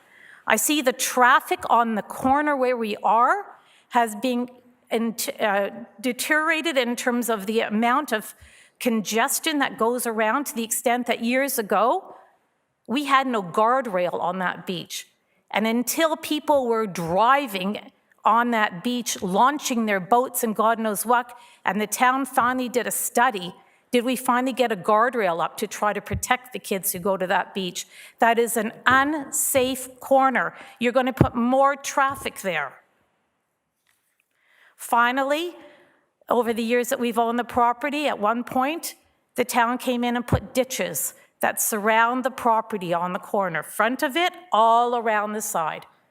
I can tell you that when it rains, those ditches have no drainage. The water sits dormant. I've asked the town to come and look at those ditches to get them dealt with. No response. I'm concerned about these matters and everything else that people have said here. My sadness at the very end of the day, to continue, is that I go onto Emily and walk that street as it offers me a peaceful oasis. I get to walk around nature. And that is going to be deteriorating and disappearing, I should say. And that is something that we cannot replace. Thank you. Thank you, Mrs. Barkin. Go ahead, sir, whenever you're ready. 1061 Ewart Street. I don't believe that them wells can support all the people you think it's going to support. And I'm going to tell you why I know this. My dad was a well digger. And if he hit a well that drained everybody else's well, he had to fill up the well and fix the other wells at his expense, not the owner's expense. And the houses are going to be too close together. You won't be able to stop a fire if it gets started. By the time the fire department gets there, it'll be gone. And that's all I got to say. Thank you very much. Anyone else who would like to speak? Hi. Welcome. Mayor Dolan, Assistant Mayor, Deputy Mayor. My name is Mary Lou Mulholland. This is my husband, Rick Mulholland. We're at 967 Barry Avenue in Lefroy. And we know what it's like to have development right next to us and excessive development. It's, and the fact that it was a beautiful treed lot. And when it was sold, they took down 80 trees for the original owner. And then that owner ended up selling to someone else with the plans for the new house. The new owner did not accept the new plans, so they designed their own house. And then it didn't comply with any of the setbacks, but the town, whatever happened, they said, no problem, you can build your dream home. It's 30 meters closer to the lake than it's supposed to. But 30 feet, sorry, because they, you know, the house was so large and the town didn't want to say you have to make it smaller, so they just moved it close to the lake with total disregard for the lake. And the fact that this plan now took up more of the lot than the original one did, they were allowed to cut down 80 more trees. We were on a lot of land, like most of these people that face the lot on Emily, with forest. We had a buffer between us and anyone else. All of a sudden, all these trees are gone, and we are exposed. But now we have a major, it looks like the Pizza Hut head office being built next to us. So I just want to let people know, and I haven't really complained about that place too much because it got approved, and there's really nothing we can do about it. So I'm wondering when this gets approved, and people start getting the adverse effects of this development, it's going to start with the noise. They're going to annihilate the entire neighborhood. It's really sad to watch. It's very, very sad to witness all those trees and everything being taken down. The fact that Killarney Beach was all trees and it's all gone, that back thing, everything, every bird, every bit of nature that was in that block of land has now moved to our neighborhood. Any spare tree is taken up by birds, squirrels. We have merlins, which are a small falcon there now. So I'm just saying that I don't think everyone has considered the impact on the environment and the fact that it's going to affect Carson's Creek. The town has to realize Carson's Creek was adopted as a municipal drain in 1961. Therefore, Innisfil, the town of Innisfil, is responsible for maintenance, any improvements made, and you're responsible for any damage caused by flooding from Carson's Creek. Did you know that? What's going to happen when the subdivision is built And that whole subdivision, when you look at Carson's Creek drainage, the watershed from Carson's Creek, it abuts that property. So now when we get a big flood and it comes down and it comes over Carson Creek and it floods all these new 23 houses that are being built there, what's the town gonna do? You're gonna be responsible for any damage caused by water overflowing Carson's Creek. So I believe all the improvements that have been proposed across Carson's Creek have to take place before any more development can happen in Innisfil around this area, period. And the one point that I always keep coming to is on the official plan, and the official plan, ironically, is called Our Place. And it's called Our Place because we contributed to it. Meetings were held, online surveys were sent out, everyone put into this. So the official plan is not just something that town came up with or developers came up with, it's something that we all contributed to. So now by going against the official plan, we've already all had our say in the official plan. So now going against the official plan, you're going against all of us that had all of us that contributed to it. It's not just the people here or the people in the neighborhood. It's everybody in the town of Innisfil that contributed to the production of our place. You have to answer to all of them. This isn't just a little neighborhood thing. This is a big thing that's happening in Innisfil. And what happens is the developers come up, they come up with these grandiose plans. The town says, well, no, it doesn't comply to this or it doesn't comply to this. They do all their planning, they do all their things, and they're very nice. They're very nice. Everything's candy coated. But really, when you look at it, they shouldn't be here to begin with. I'm looking at our plan, and I keep coming back to this one statement. And Lefroy and Belle-Yurt has been deemed an urban settlement in our plan. 9.3.2, where full municipal services are not available, creation of any new lots shall be prohibited until full services are available. Approved by Simcoe County. How did that happen? How did we get there? How did this come to this? Has anyone looking at this? Why can no lands be developed until all services are in place? Because of the risk to the wells. Because it has to be. They're saying you can't build unless you have full wells. So I agree with everyone here. They're all concerned about the wells. And the fact that what if the wells fail? Who is going to be responsible for that? Do you know how much it costs to drill a well now? Does everyone have enough money on hand to drill a well? No. So what are you going to do? Okay, so we have to figure out who's going to be responsible should this development go through, and what's going to happen if Carson's Creek overflows. Sorry, Mary Lou, you're on Rick's time now because Sure. we're just up Yes, 5 she is. minutes. Okay. Yeah. Like she is most of the time. I'll take his time. And anyways, I'm not just going Rick and I have lived here 37 years. We've been taxpayers here 37 years. When do people start listening to the people that have been here, paying the taxes, putting up with everything that's been going on? You know, we've endured so many things. We've had ups, we've had downs. We moved from Big Cedar Point to where we are right now to get on the water. On a day like this? Yeah, Just as cold. basically on a day like this. So we moved there. You know, it was a big risk for us to do that, to invest in a waterfront property, but we had a bit of faith and we did it. And since we've done that, when we bought our place, we had a 30-foot boat in our boathouse, and now our boathouse is bone dry. We have no water. We have no water.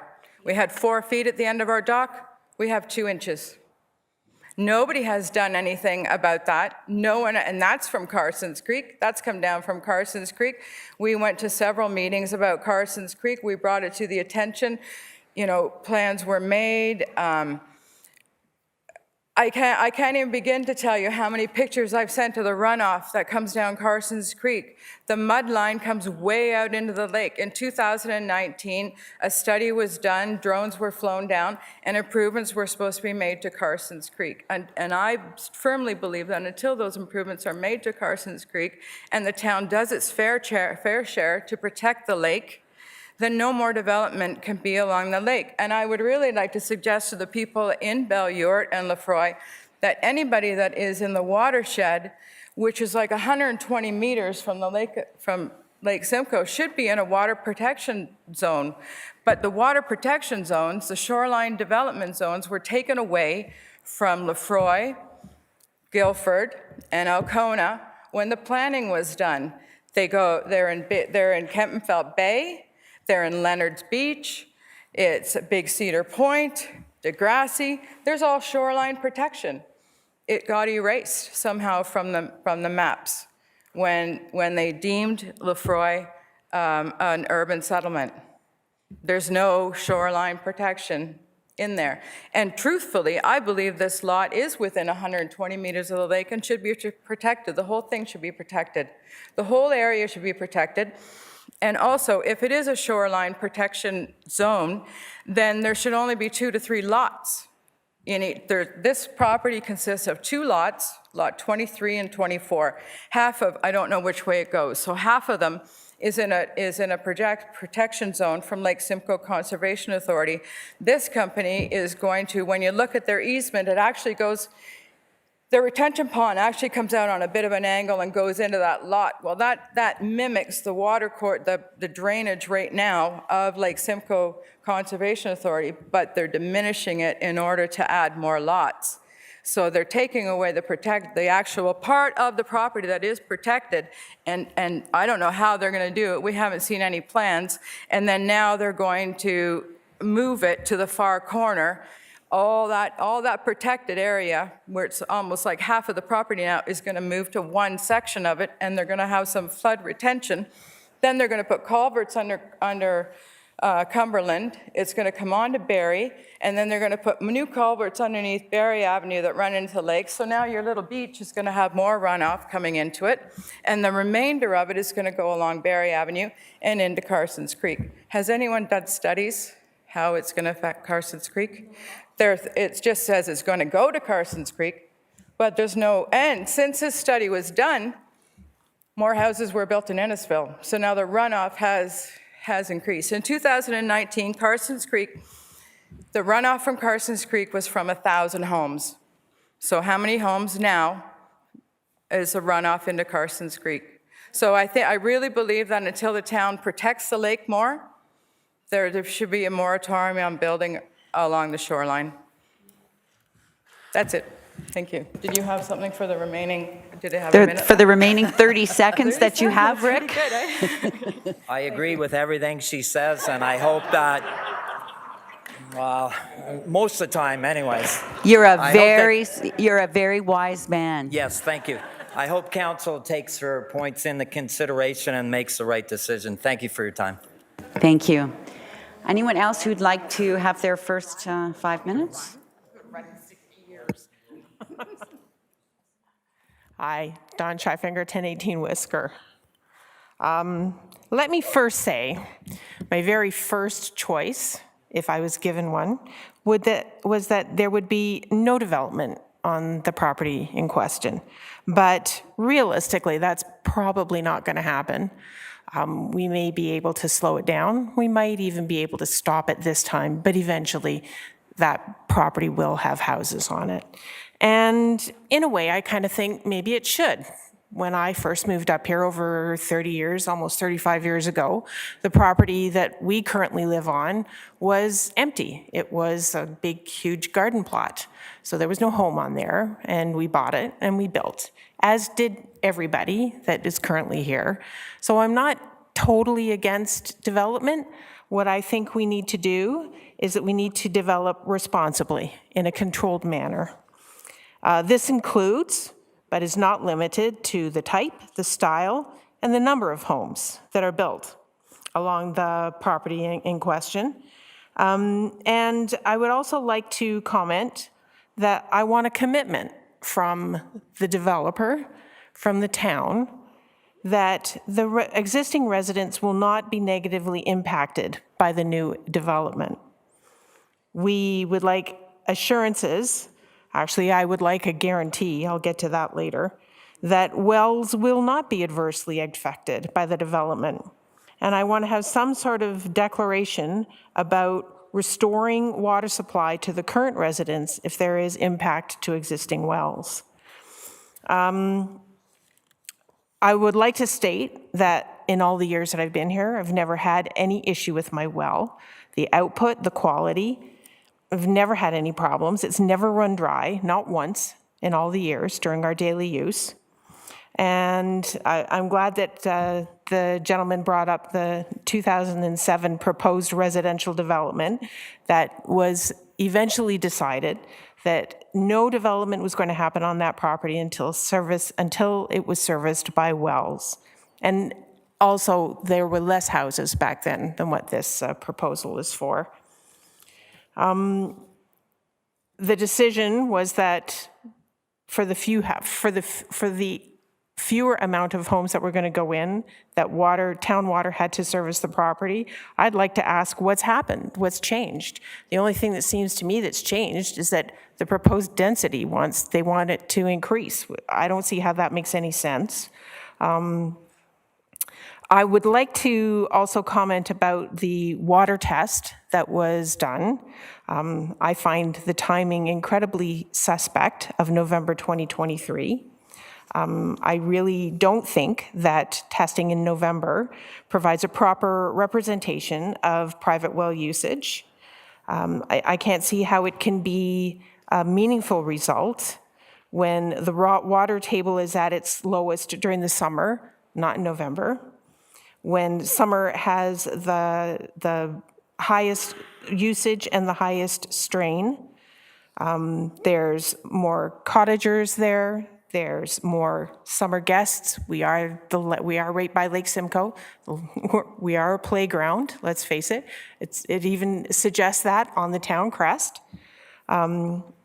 Water usage in the summer also increases due to seasonal changes for simply daily living. Children aren't in school, people are home. And I'd also like to point out that during the summer, all of our snowbirds are there. They're not there in November. So I really have to question how valid that water test is.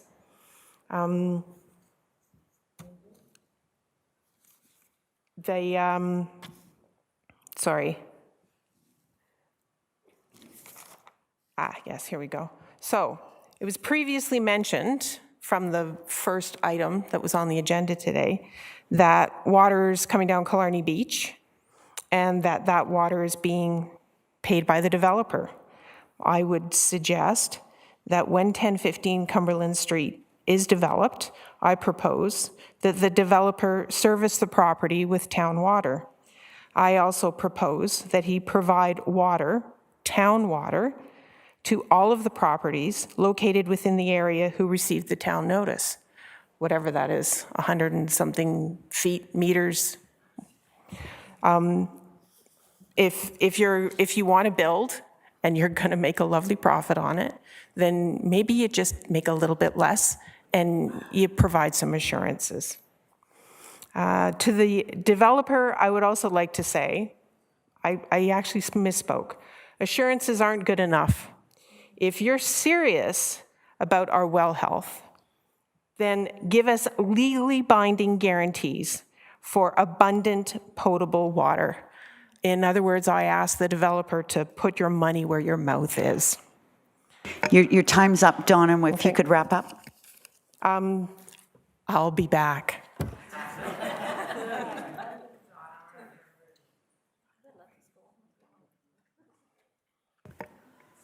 Yes, sir. My name is Glenn Thompson. I'm at 1068 Whisker Avenue.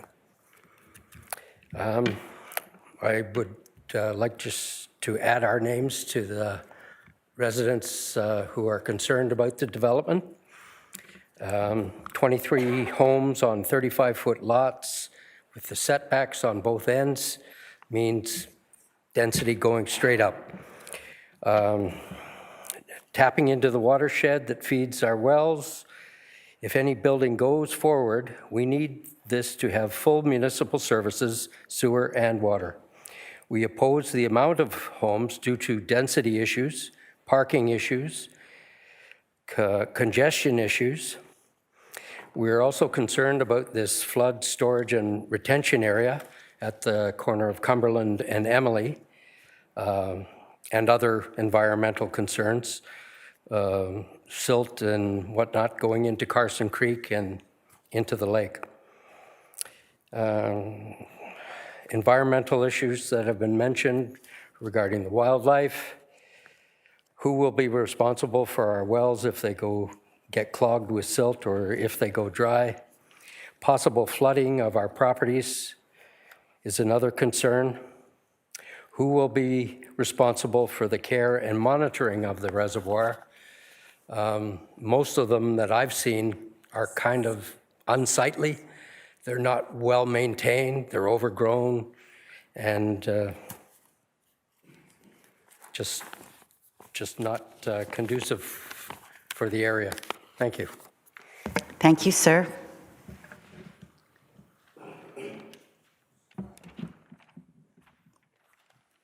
Welcome. My name is Fred Scheifinger. I live at 1018 Whisker Avenue and have lived there for over 3 decades. 17 and a half years ago, in 2007, we were faced with similar issues with regards to building a subdivision on this property. Back then, Councillor Bill Van Berkel and Planning Director David McCauley said the project is a non-starter without a municipal water supply. Bill Van Berkel said, I quote, "There's no way this is happening without it all being fully serviced," end quote. McCauley, the planning director, noted that the town's official plan calls for new subdivisions to be on municipal water and sewer. McCauley said, I quote, "You really can't develop anything on private services anymore," end quote. All of that made sense back then, so what's changed? The number of proposed lots is being increased, more homes, more demand for water. The way homes are being inhabited these days, affordability issues have caused the number of inhabitants in a house to increase, thereby increasing the demand for water. Multiple families living under one roof, all helping to pay. With the increased number of lots proposed and tighter spacing of houses, it becomes necessary to supply fire hydrants connected to a municipal water supply. This is for the safety of the new homes and the existing homes on adjoining properties. More homes spaced together indicates higher risks of fires. From just these few reasons, we can see what has changed over the last 17 and a half years. There are more critical reasons today why a municipal water supply is necessary, and there are many, many more.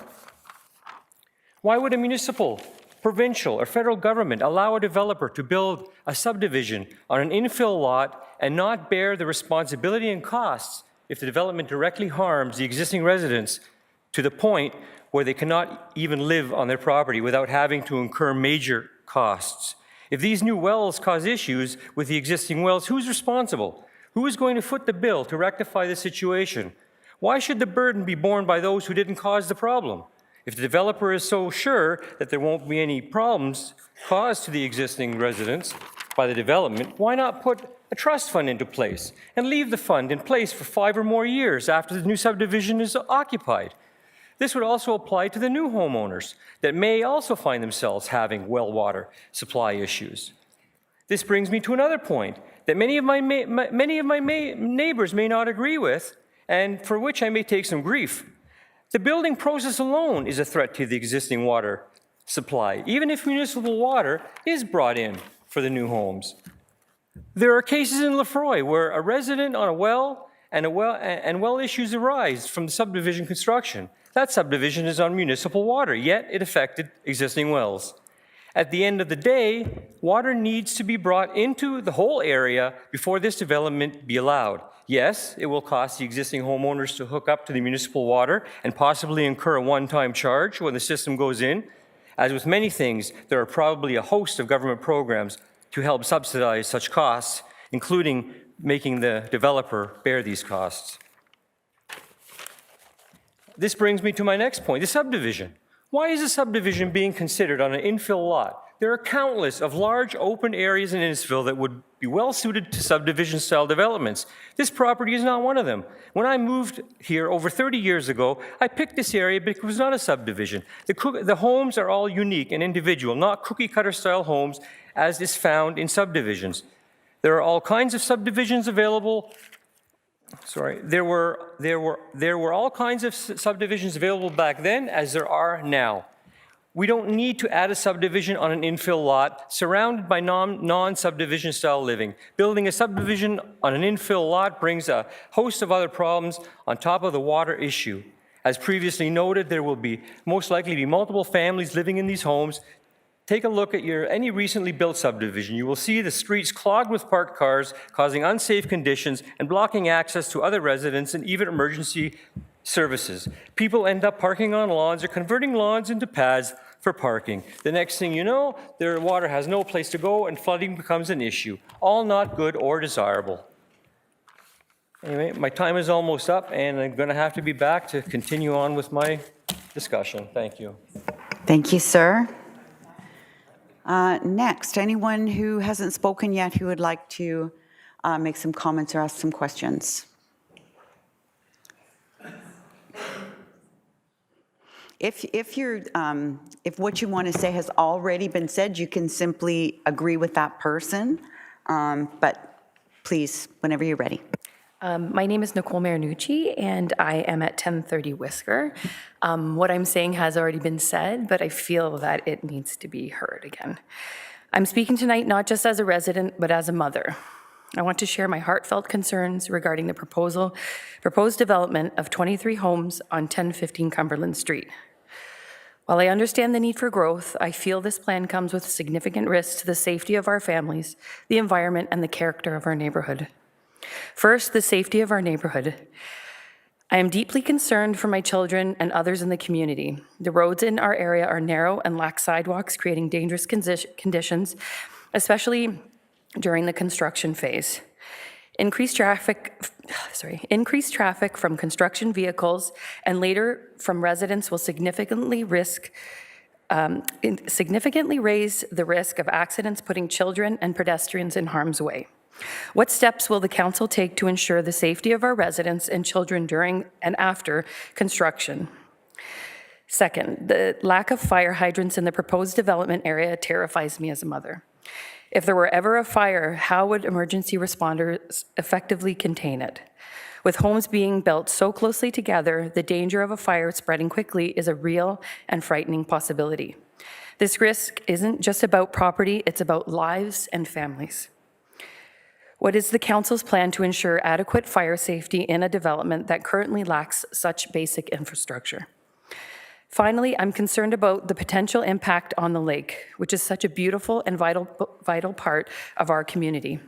Building homes so close to the water risks increased runoff, erosion, and pollution that could harm the lake's ecosystem. As someone who values the peace and natural beauty of the lake provides, it's heartbreaking to think we might lose that to overdevelopment. What steps will the council take to ensure that the development won't harm the lake, our wildlife, or the future of this cherished natural resource? I ask you as a mother and a community member to truly consider these concerns.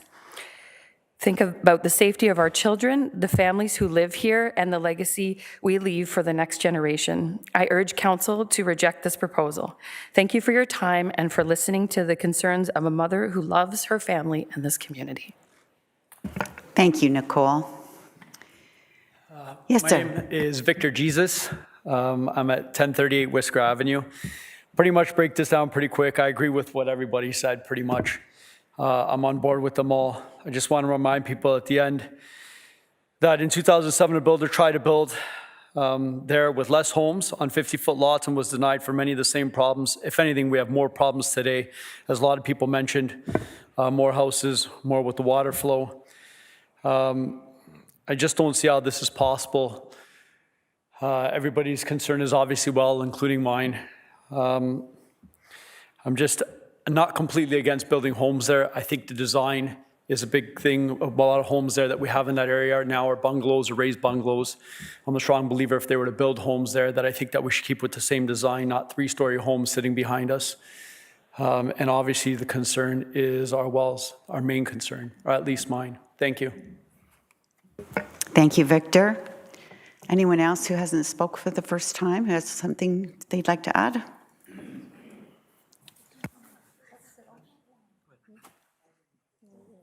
Go ahead.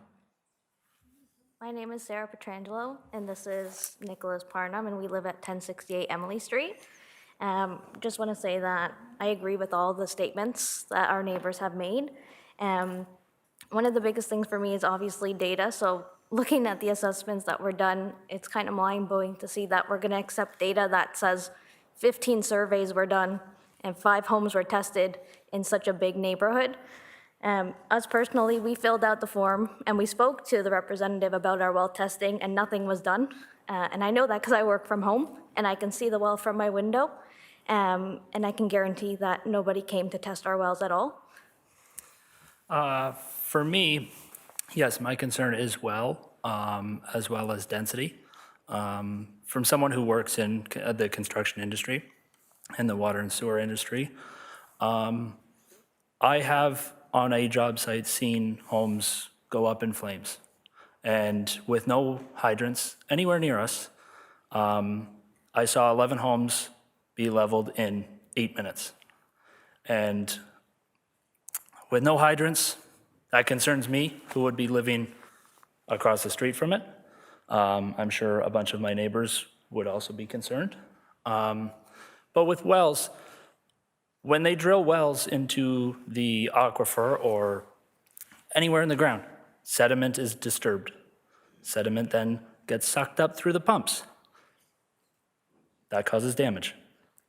Clogs lines. We just replaced a pump. It was old.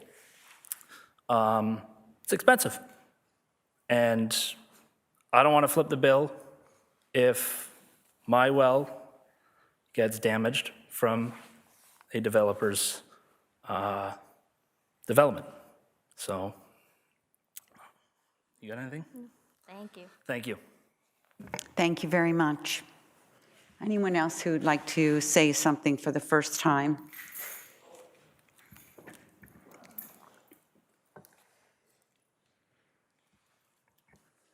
Thank you. Hi. Daniel Rappa, live at 1018 Emily Street, and I just moved into this neighborhood April last year. So I agree with what everybody's said here. I'm not a traffic engineer.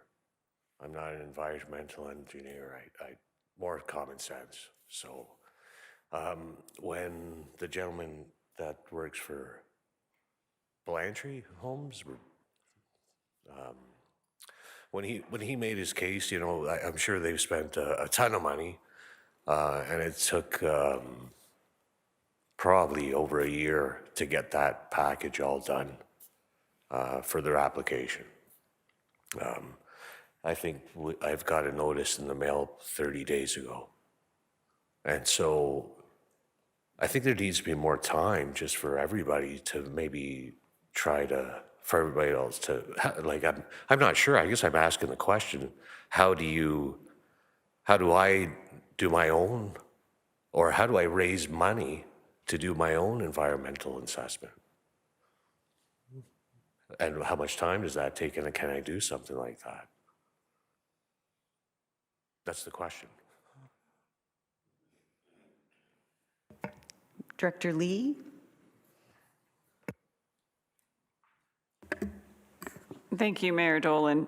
So in terms of doing your own study, obviously the technical reports that were done by the applicant, as you indicated, take years to complete. Exactly. So if you were doing, it would be the same process to do yourself. Right. Mayor Dolan, if I can just make one comment in terms of a comment that was made earlier. So when an application is submitted to the town, either staff internally who have the qualifications review all of those technical reports that are submitted, or we do retain consultants to do those peer reviews on behalf of the town. Oh, excellent. So the town will have a environmental engineer be hired to match that applicant's environmental engineer. Is that what Correct, we're- and if I can just be clear, not to do the exact same study, but Yeah. to assess whether the study is complete, whether there whether are that's areas correct that they or- disagree. That's right. Yeah, because if I was applying and I'd want to build whatever I wanted to build or whatever, like, and I'd hire my whoever.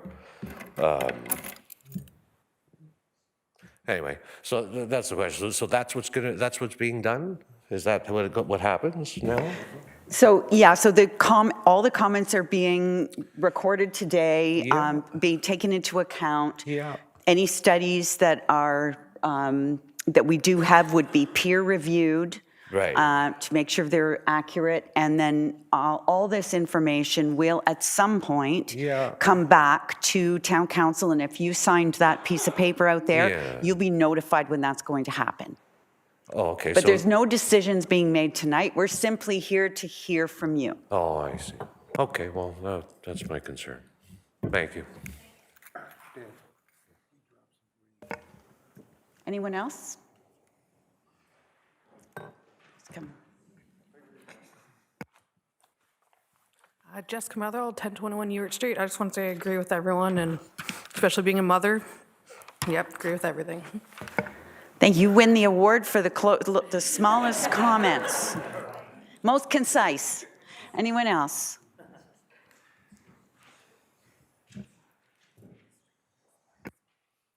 Just while he's making his way down, I'm doing a check-in with council. Do we need a bio break? Are we good to keep going? You'd like 5 minutes? Okay, so after this gentleman, we'll give you 5 minutes. Everybody, so my name is Alberto. I just moved into the area, so I'm fairly new. I live on 1015 Emily. And what the development was saying, or the person in charge of the project actually mentioned testing the wells. We spent the entire time there because my wife have a medical condition that we moved there because of that. And we stayed the entire year. And nobody actually knocked into my door asking to test the well. But I did experience actually a reduced amount of water in my well, and I had to buy filters for the entire sinks and everything else, because it was actually coming yellowish. I believe it was something calcium or iron. I don't know. I'm not an expert. But we do have to do something in the house, and I fairly knew, like I said, 3 years ago.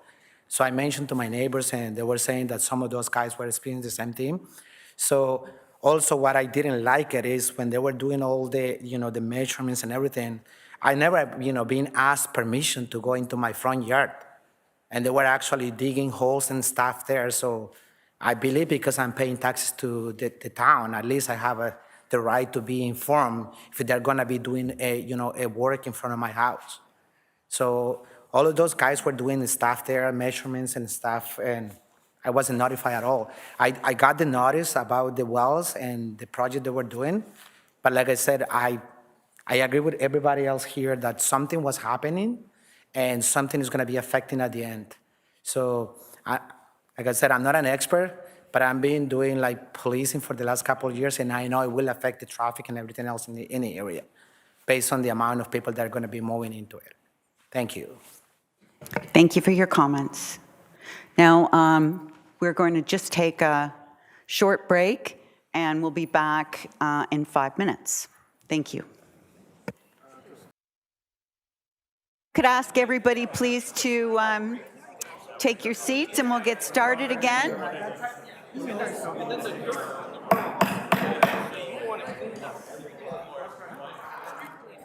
Okay, next speaker, please. Okay, here we go.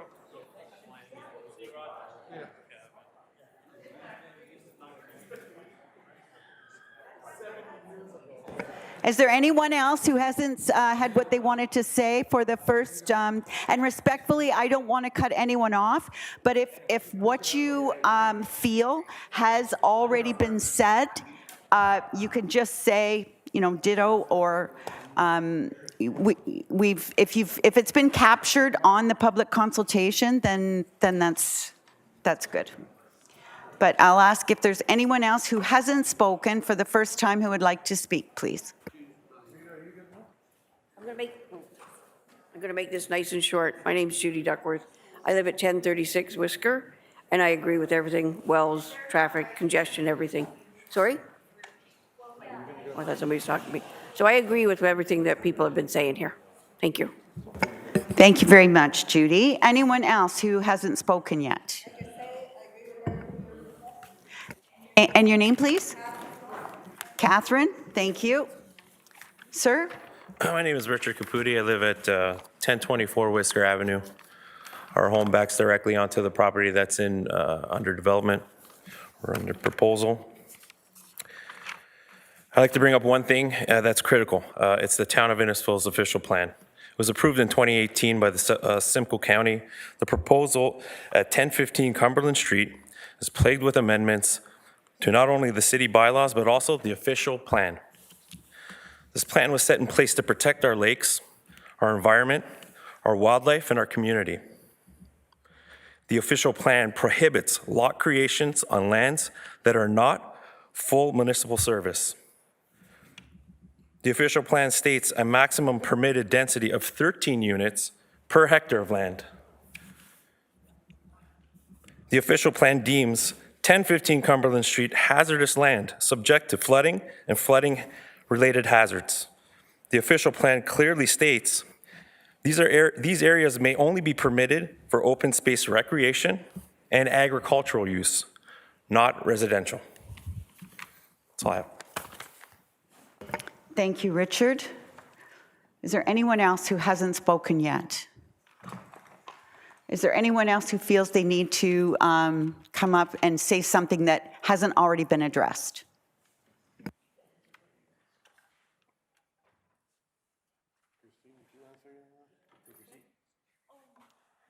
My name's Terry Shilton from 1036 Whisker Avenue. And I think that 10 years ago, whenever it was, the land that we're discussing now and the building on it was rejected. And that was for 10, 12 houses. Now they want to build 23 houses. So I can't see how that would merit any advantage to the people around that area. It's a basic human right to have water, and if they drill wells and cause other people not to have water, I think that's not a good thing for anybody involved. The tenants, the people around that area would have the trouble of the dirt and everything else and the cost of contributing to this. And I think that the developer will walk out of the situation with a pocket full of money, and that leaves you guys looking for re-election. Thank you very much.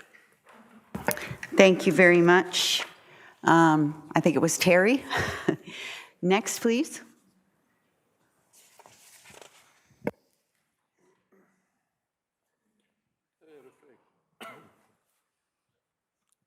Hi, Frank Frignelli from 952 Barry Avenue. I live 2 doors away from Carson Creek. That's a pretty big concern to me.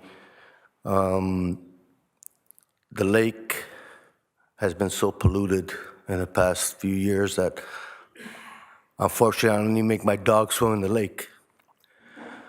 I've been a resident of Lefroy since 2003. I, 3 years ago, moved up here full-time for specific reasons. One, that Lefroy is a very unique little town, and that's why I chose to leave the city life to come up and enjoy lake life. My biggest concerns with the subdivision coming in is the amount of traffic. I know that the gentleman there was saying that they did a study on traffic. I don't know what study they did, because as of today, there's 16 to 20 UPS and other delivery vehicles coming up and down the street. When we decided to come and move up to Lefroy, we came up for a specific reason. It was for a little bit of sanity and not the city life. The city life, the combustion, people don't want to stay down there. To each their own. But I hope that the town does take into consideration that 23 cookie cutter houses do not fit the actual town of Lefroy. All right, thank you very much. Thank you very much. And I'm sure that Ms. Griffiths is going to correct you and tell you it's Bellewart and not Lefroy, but I'll let her deal with that.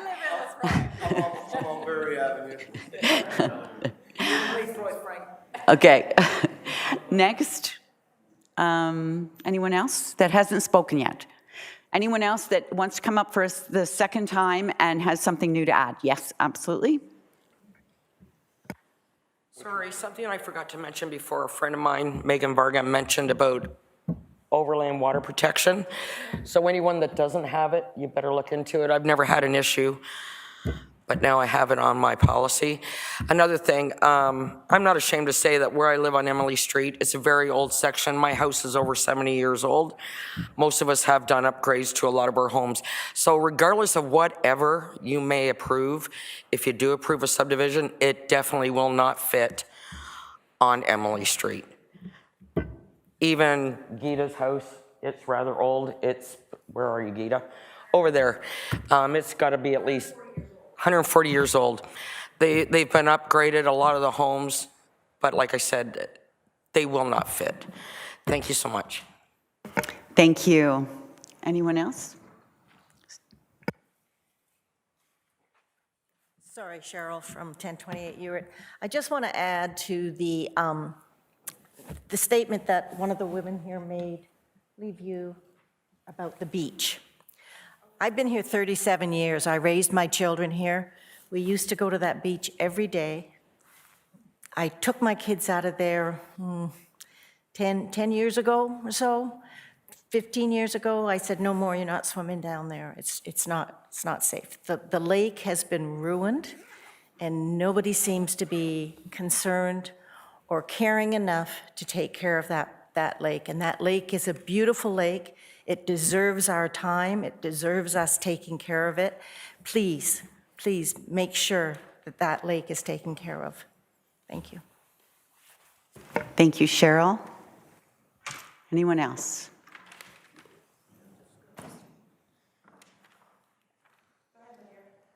So just a couple of questions. I would like to know exactly what depth these wells will be drilled at. So is it the medium aquifers? Is it like between 65 and 80 feet, or is it 100 to 200? That is really important.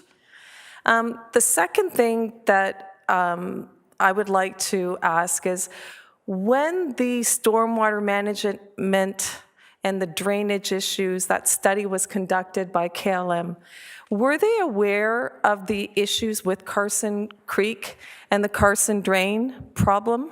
And I'm just wondering if they're aware, like for instance, that myself, I will be responsible when they do decide to perform maintenance on this drain, that I will have to pay for a portion of that.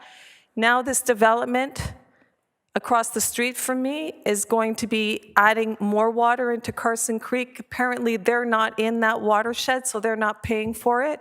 So I take issue with that, and I would just like to know whether or not they even heard about the Carson Creek drain, or they're even aware of the problems with Carson Creek. So those are my two questions. Thank you, and I think it's fair to say that we'll have to address that in the report that comes back.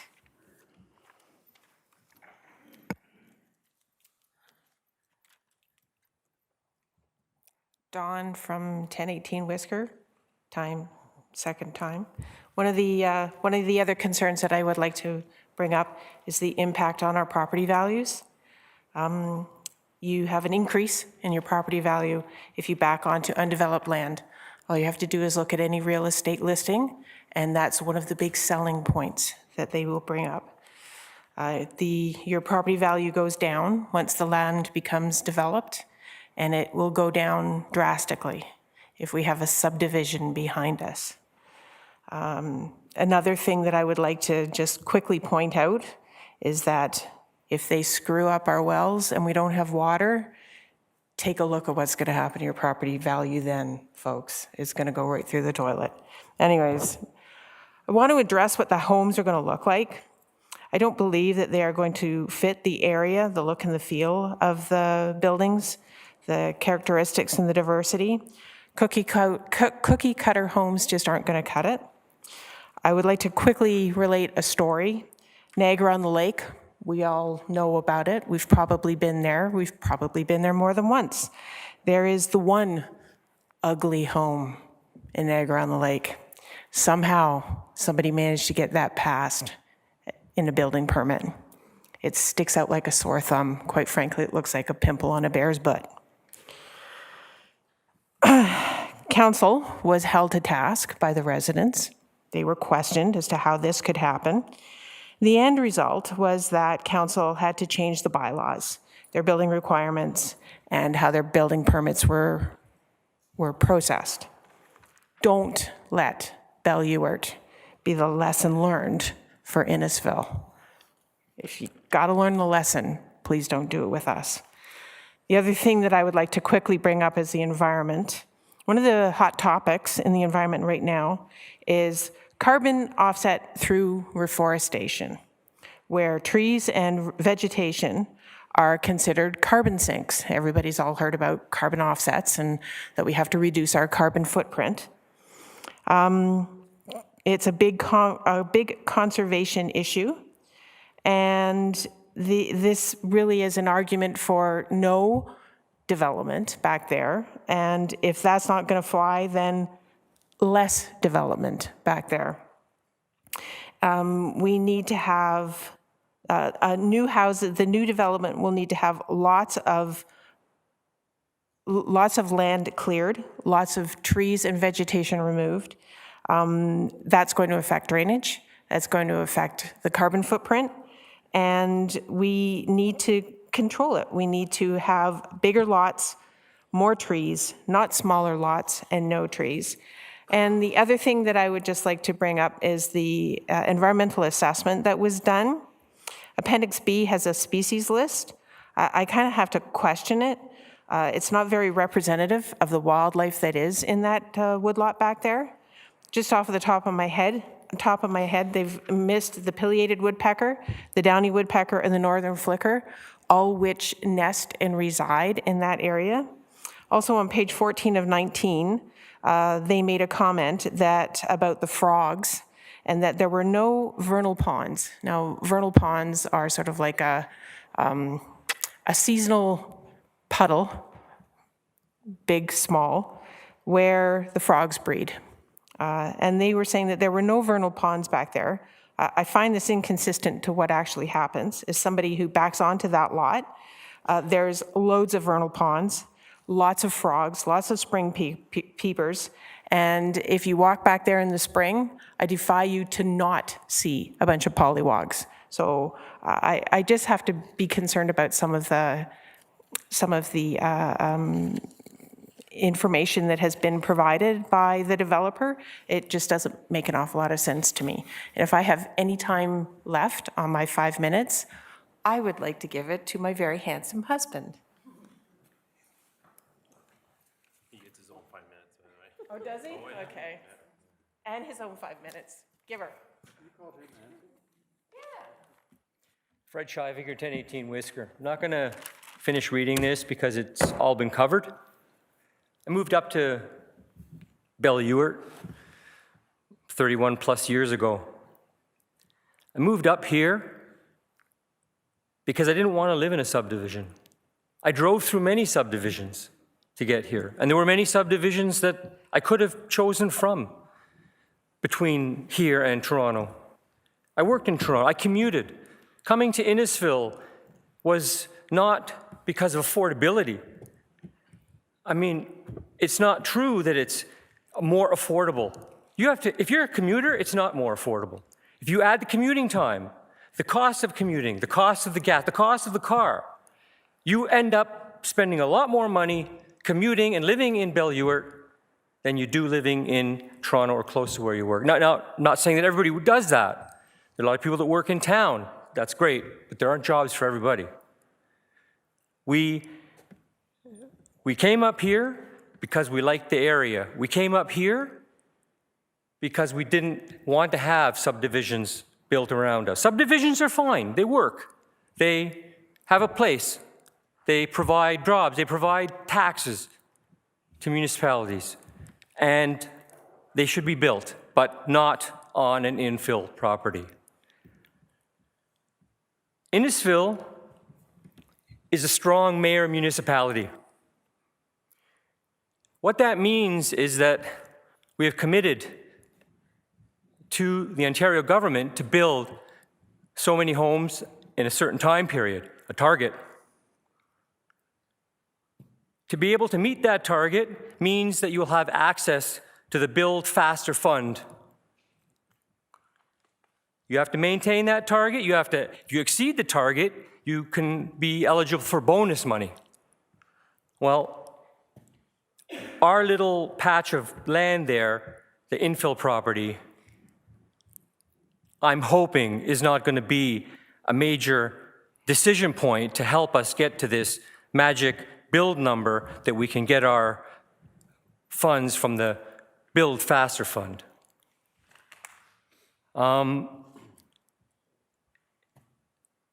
The fund, if we end up getting money from that, that money should be going to develop water into this area, not for the new homes, but for our homes also. Since when has a water supply, when has that decreased someone's property value? Yes, it costs money to put in a municipal water supply, and when most likely you'll have a one-time charge, or you have to put on your property taxes, or the developer has to pay for it. But municipal water supply does not decrease someone's property value. It increases someone's property value. It makes it more desirable. When a subdivision is expanded, the subdivision that's there, that's on municipal water, do they have water issues when they expand the subdivision? No, they don't, because they're on municipal water. Well, why do the residents here in Bellewart that have wells, why do we have to be subjected to the possibility of not having our water because a subdivision goes in that's being built on private wells? I mean, why is it my fault? Why do we have to bear the costs if an event like that were to happen? Which can happen. We've heard from people that saw reduced water in their wells. And we're talking about 3 wells that were pumped, not 23. Okay? If this property ends up being developed, let it be done in a responsible way. Please don't make it part of the strong mayor power, where we're just looking towards getting money from that fund. Yes, build the subdivisions where they can be built quickly. We can build many of them. Subdivisions are necessary. Let the subdivisions, let the building of the subdivisions give you access to the funds which would help the city build and offset infrastructure costs. But please don't make this little lot part of that. It is not a subdivision. It is an infill lot. And we didn't move here to be in a subdivision. And we please do not want to be subject to having to live in a subdivision. I'm not saying there's nothing wrong with subdivisions. They're needed, and they do provide a use. Anyway, that's all I have to say. Thank you. Thank you.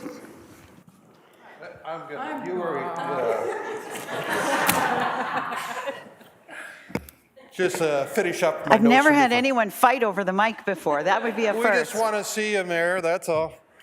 Just to finish up what I was trying to finish before. When I had my house raised back in 2003, I wanted to put 2 pillars inside my property line to just put a roof over as a carport. Conservation turned me down and said, no, you're in the floodplain. And I'm really concerned about, they want you to wipe out the floodplain that runs through. My house is 1054, 1050, around 1048. Where's Jason? Is he still here? No, he's gone. Anyhow, the floodplain runs right through to Ewart Street. So I don't get this, how we can just wipe that out.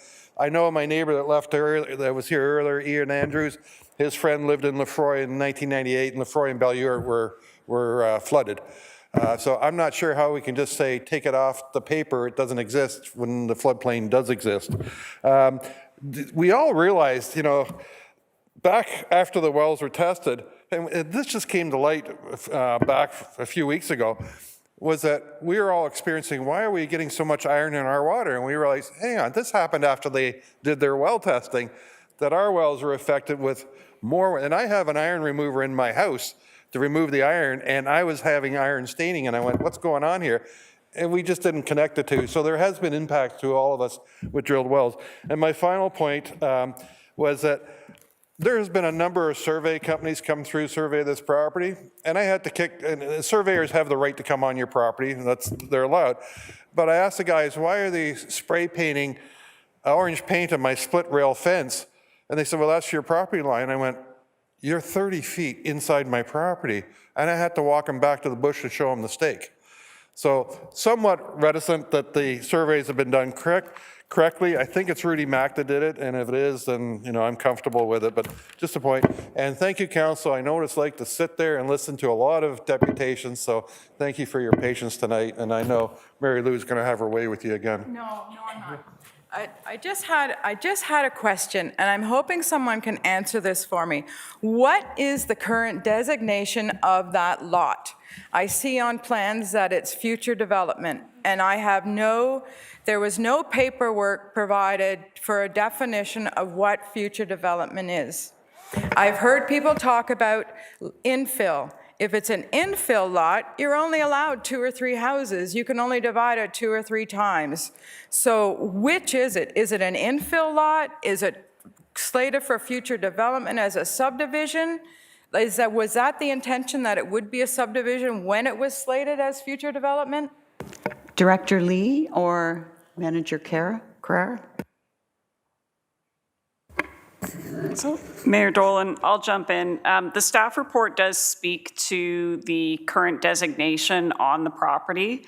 It speaks to the fact that it is currently designated residential low density 1 on the town's official plan schedule. Right. But there is the portion of the property that is the hazard land overlay that people are speaking to. I'm sorry, I didn't catch that last bit. So the hazard land overlay applies to a portion of the property, not the entire property. Right. So now so when was it changed from future development to R1? Because on any map, this is the whole thing.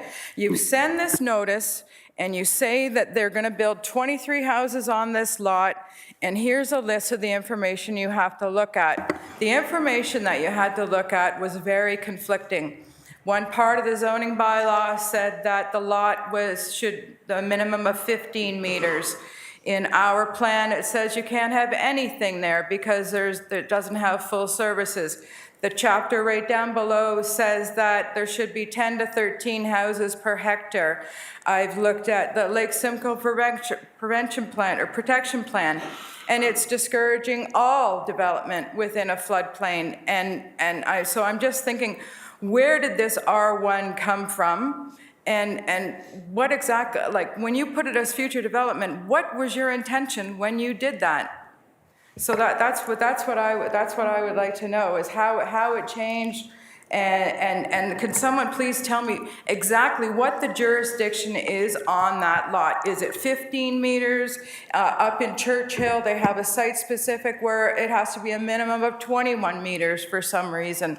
So I'm just wondering what it falls under, and exactly how many lots can you put on, like, in the plan? What is the minimum width? So I think, we're going to go from OP to zoning, but go ahead. And I'm sorry, Kirsten, I should have gone to you first, but Director Lee. Thank you, Mayor Dolan. And some of we may not get to all of it, but so what I spoke to in terms of the residential low density designation and the hazard land overlay, those are the official plan designations on the property. So the official plan is the guiding overall principles of, and I know a number of people talked about it's the Our Place document. What do we want to see the town look like? So those are the designations in the official plan. The future development is the zoning of the property. So you take that sort of broad policy of what do we want to see, and the future development was the zone on the property to say, we don't have development plans on this property, so it's a category recognizing there will be development, but it would have to be rezoned for the specific type of residential development. But it didn't say it's future development of a subdivision of 23 houses, or No. nothing like that. Correct. So that's where if it is in R1 low density, is it 15 meters, the minimum lot allowance? So the official plan policies are what speak to that 13 units, the density requirements. And so that is some of the application that they're applying for in terms of the increased density for the number of units. The zoning doesn't define that. The zoning essentially says, this is the use, these are the setbacks. So that's why they're applying. But the paragraph before that says there's no lots to be divided on lands that don't have full services. So where I'm trying to figure out where this falls in. We're all up here quoting different things. This is this, this is this, this is this. Is there any sort of thing, like, why didn't it come on that paper exactly what we needed to look at? Because it was very vague and there was contradicting information. People are getting all different stories. Welcome to the world of planning. So their job is to take all these different policy documents, the provincial planning statement, the Lake Simcoe Protection Plan, the Our Place, the official plan, the zoning bylaw, and take all of those policies and then look for things that are consistent and contrary in all of those. So it's the proponent can ask for anything that they want to ask for, right? So they're asking for amendments to the official plan, they're asking for amendments to the zoning bylaw. So that is what they're asking for. And then it's our planning department's job to go through all of those plans, and sometimes those plans aren't consistent, but to read through all of those plans and then gauge, and if you look through the staff report, it'll tell you, where it meets and where it doesn't meet the different documents that, where it's consistent, where it's not consistent. So, sorry, go ahead, Director Lee. So what are we going by the zoning? Is it 15 meters, the minimum lot, and they've asked for 11? Or that's just what I need to know. What are they actually allowed to have on that lot? Because there is conflicting information. Okay, so in terms of the zoning bylaw requirements, Ms. Morris may have that, because I'm scrolling down in terms of the width of the properties. 15 meters.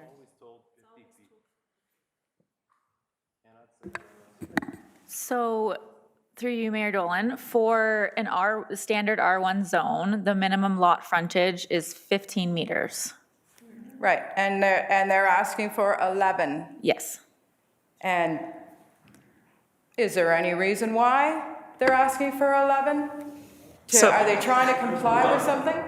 And another thing I just wanted to ask quickly is any new development, how did it word it? Any single detached homes in new developments on lots that are below the 15 meters. There can only be 14% in Lefroy and Bellure built. So how many small lot homes have been built so far, and how close is that to the 14% of the new houses that are being built? Like, are they even exceeding their own, our own plan that way?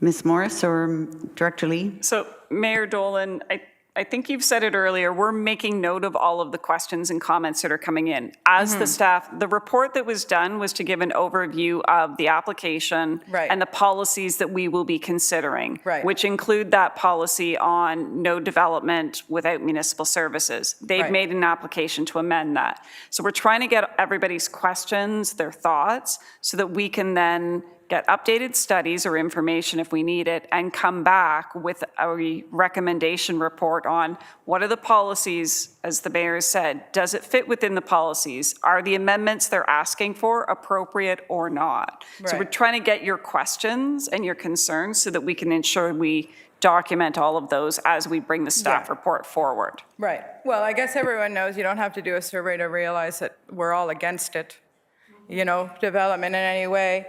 And the fact that if it's done responsibly, and they come and they follow the rules, and they don't push the boundaries, and we get support from the town that if anything's built, they're going to back us up should there be any problems. Because I'm not sure, and I really don't want to bring this up, and I don't want to turn it into anything nasty, but if any of you have ever contacted customer service for anything, and I know Mayor Dolan knows, and Deputy Mayor Fowler, we had an incident with a large Airbnb on our street, and I'm telling you, when you call customer service, all you get is a file number.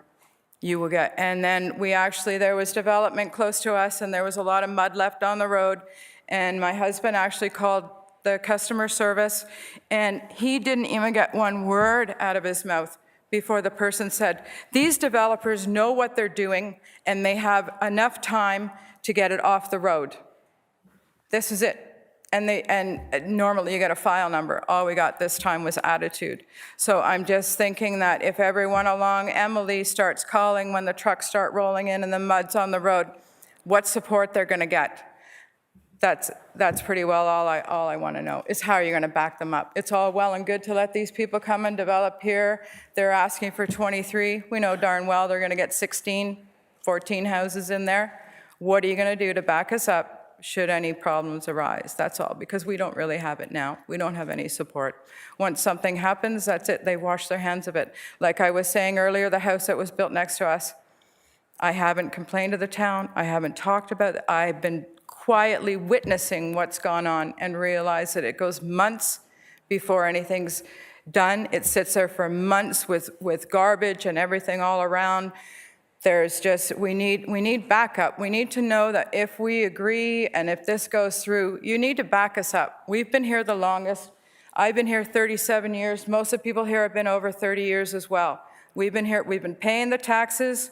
We've been donating to the society. I've been on many committees. I've chaired committees. I've co-chaired committees here. I was a head of communities in Bloom in our area. I developed the Bellure Park along with Carol McPherson. We put the path in. We put the lights in. We put the pavilion in for all the people around. Ms. McPherson, sorry, Ms. Mulholland, I appreciate very much your passion for this subject, but we're veering a little bit off this particular project tonight. So if we could bring it back there, wind it up. We've only got half an hours of closure, and we still have council comments coming, so. Absolutely. I appreciate your time. Thank you. Thank you. Yeah. I think when the gentleman from the developer was speaking, and they were talking about the test they did, and the question was asked if, do you bring in like a specialist to check over the findings and stuff? And I think you said yes, or you have one on staff. Am I correct in that? So Mayor Dolan, through you, either staff review the technical reports that were submitted if we have the capacities in-house with those expertise, or we conduct peer reviews. So who checks their facts? And the reason I ask that is, we had one of the neighbors here specifically say their well was tested. They found a difference in the depth of their water, and the people that were doing the testing said there was no change in the depth. That concerns me because if there's a discrepancy, same thing with them coming out and doing surveys on your property. If they don't survey them properly, you've now lost that property. So who is checking that who's ever taking these reports and analyzing them, that those facts that are in there are actually legitimate facts? Who does that? So, Director Lee? Mayor Dolan, I mean, certainly the comments have all been taken down tonight. So from a staff perspective, whether it's the planning team, the engineering team that are having those documents peer reviewed, they're aware of the comments that have come in from the public about concerns on the varying reports. Thank you very much. Thank you. Christine Gavin, I forgot to ask a question, just some clarification, because that flood storage restoration block is right across from my house. So my understanding, this hazard overlay, does that mean that because that property across the street is on floodplain and it's unsafe and it's dangerous, it's classified as hazard overlay, and then now you're going to remove that classification, you're going to put that flood storage or that wetland in, and then that's okay, it's just replacing the hazard overlay? I don't understand how that works. If someone could just explain that to me. Ms. Morris? Through you, Mayor Dolan. So the hazard land overlay does apply to flood hazard lands, floodplain.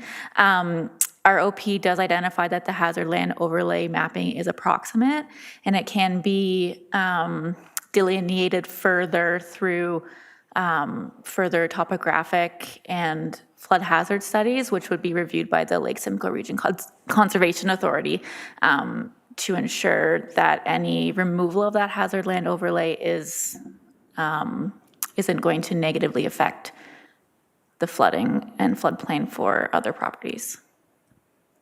So it will be reviewed, so it's part of a regulated area for the Lake Simcoe Region Conservation Authority, and so it would be up to them, if it's their area, if the regulated area, it'd be up to them to make that decision. Okay, so it's not up to the town, then that would be Lake Simcoe Conservation that would be more involved, and they haven't decided, correct? Have they approved that? Through you, Mayor Dolan, no, they're continuing to review that. Okay. Yeah. Thank you. That's what I thought, and that's what I'd hoped for. Thank you.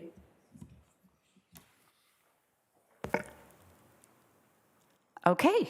I'm going to ask if there are any emails that have been received by the clerk's service during this meeting. Thank you, Mayor Dolan.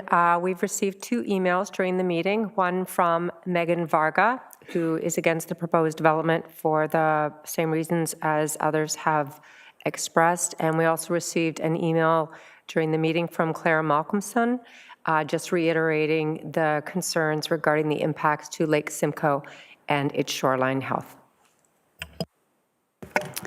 Thank you. So I just want to say thank you very much for all the engagement this evening. It was, I don't think I've ever had I've had lots more people at a public meeting than this, but I've never had such well-prepared people at a public meeting as this, people who've dug into the documents and really read the material. So thank you so much for your very knowledgeable comments, very, very helpful for staff and for council as well. And thank you for your civility and for just following the process as it's laid out. So thank you so much.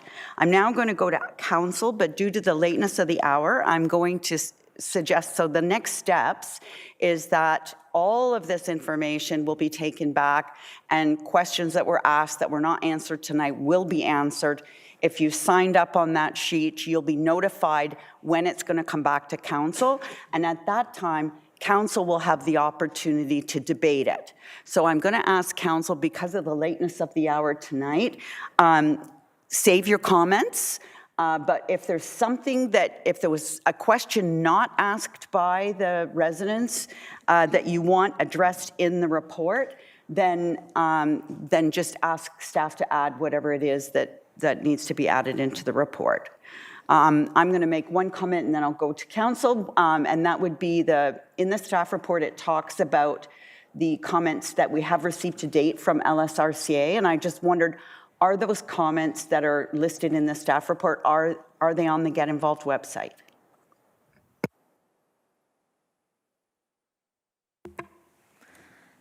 Through you, Mayor Dolan. No, the comments are not up on Get Involved, but we can certainly provide that. Thank you for that. Anything else anybody wants to be included? Councillor Drodge? Thank you, Your Worship. This is more of a comment to the residents.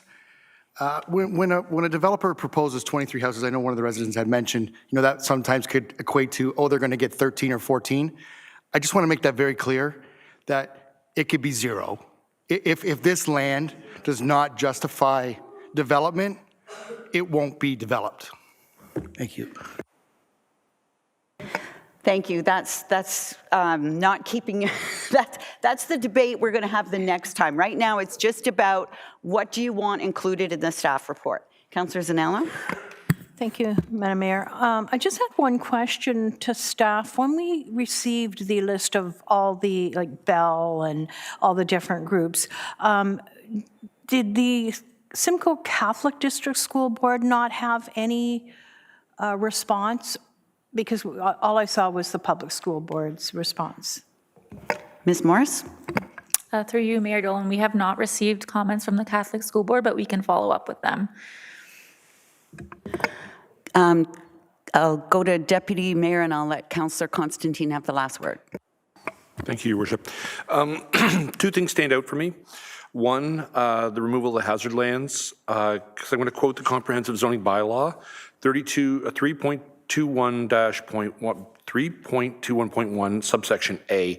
No new buildings and structures or expanses to existing buildings and structures or the removal of placement of fill shall be permitted within the hazard lands in accordance with the regulation of the underlying zone, except with the prior written approval from the applicable conservation authority. They have not given their approval yet. So I see this right now that they're looking to build more than they have, but I'm not comfortable with that. I don't think that's wise.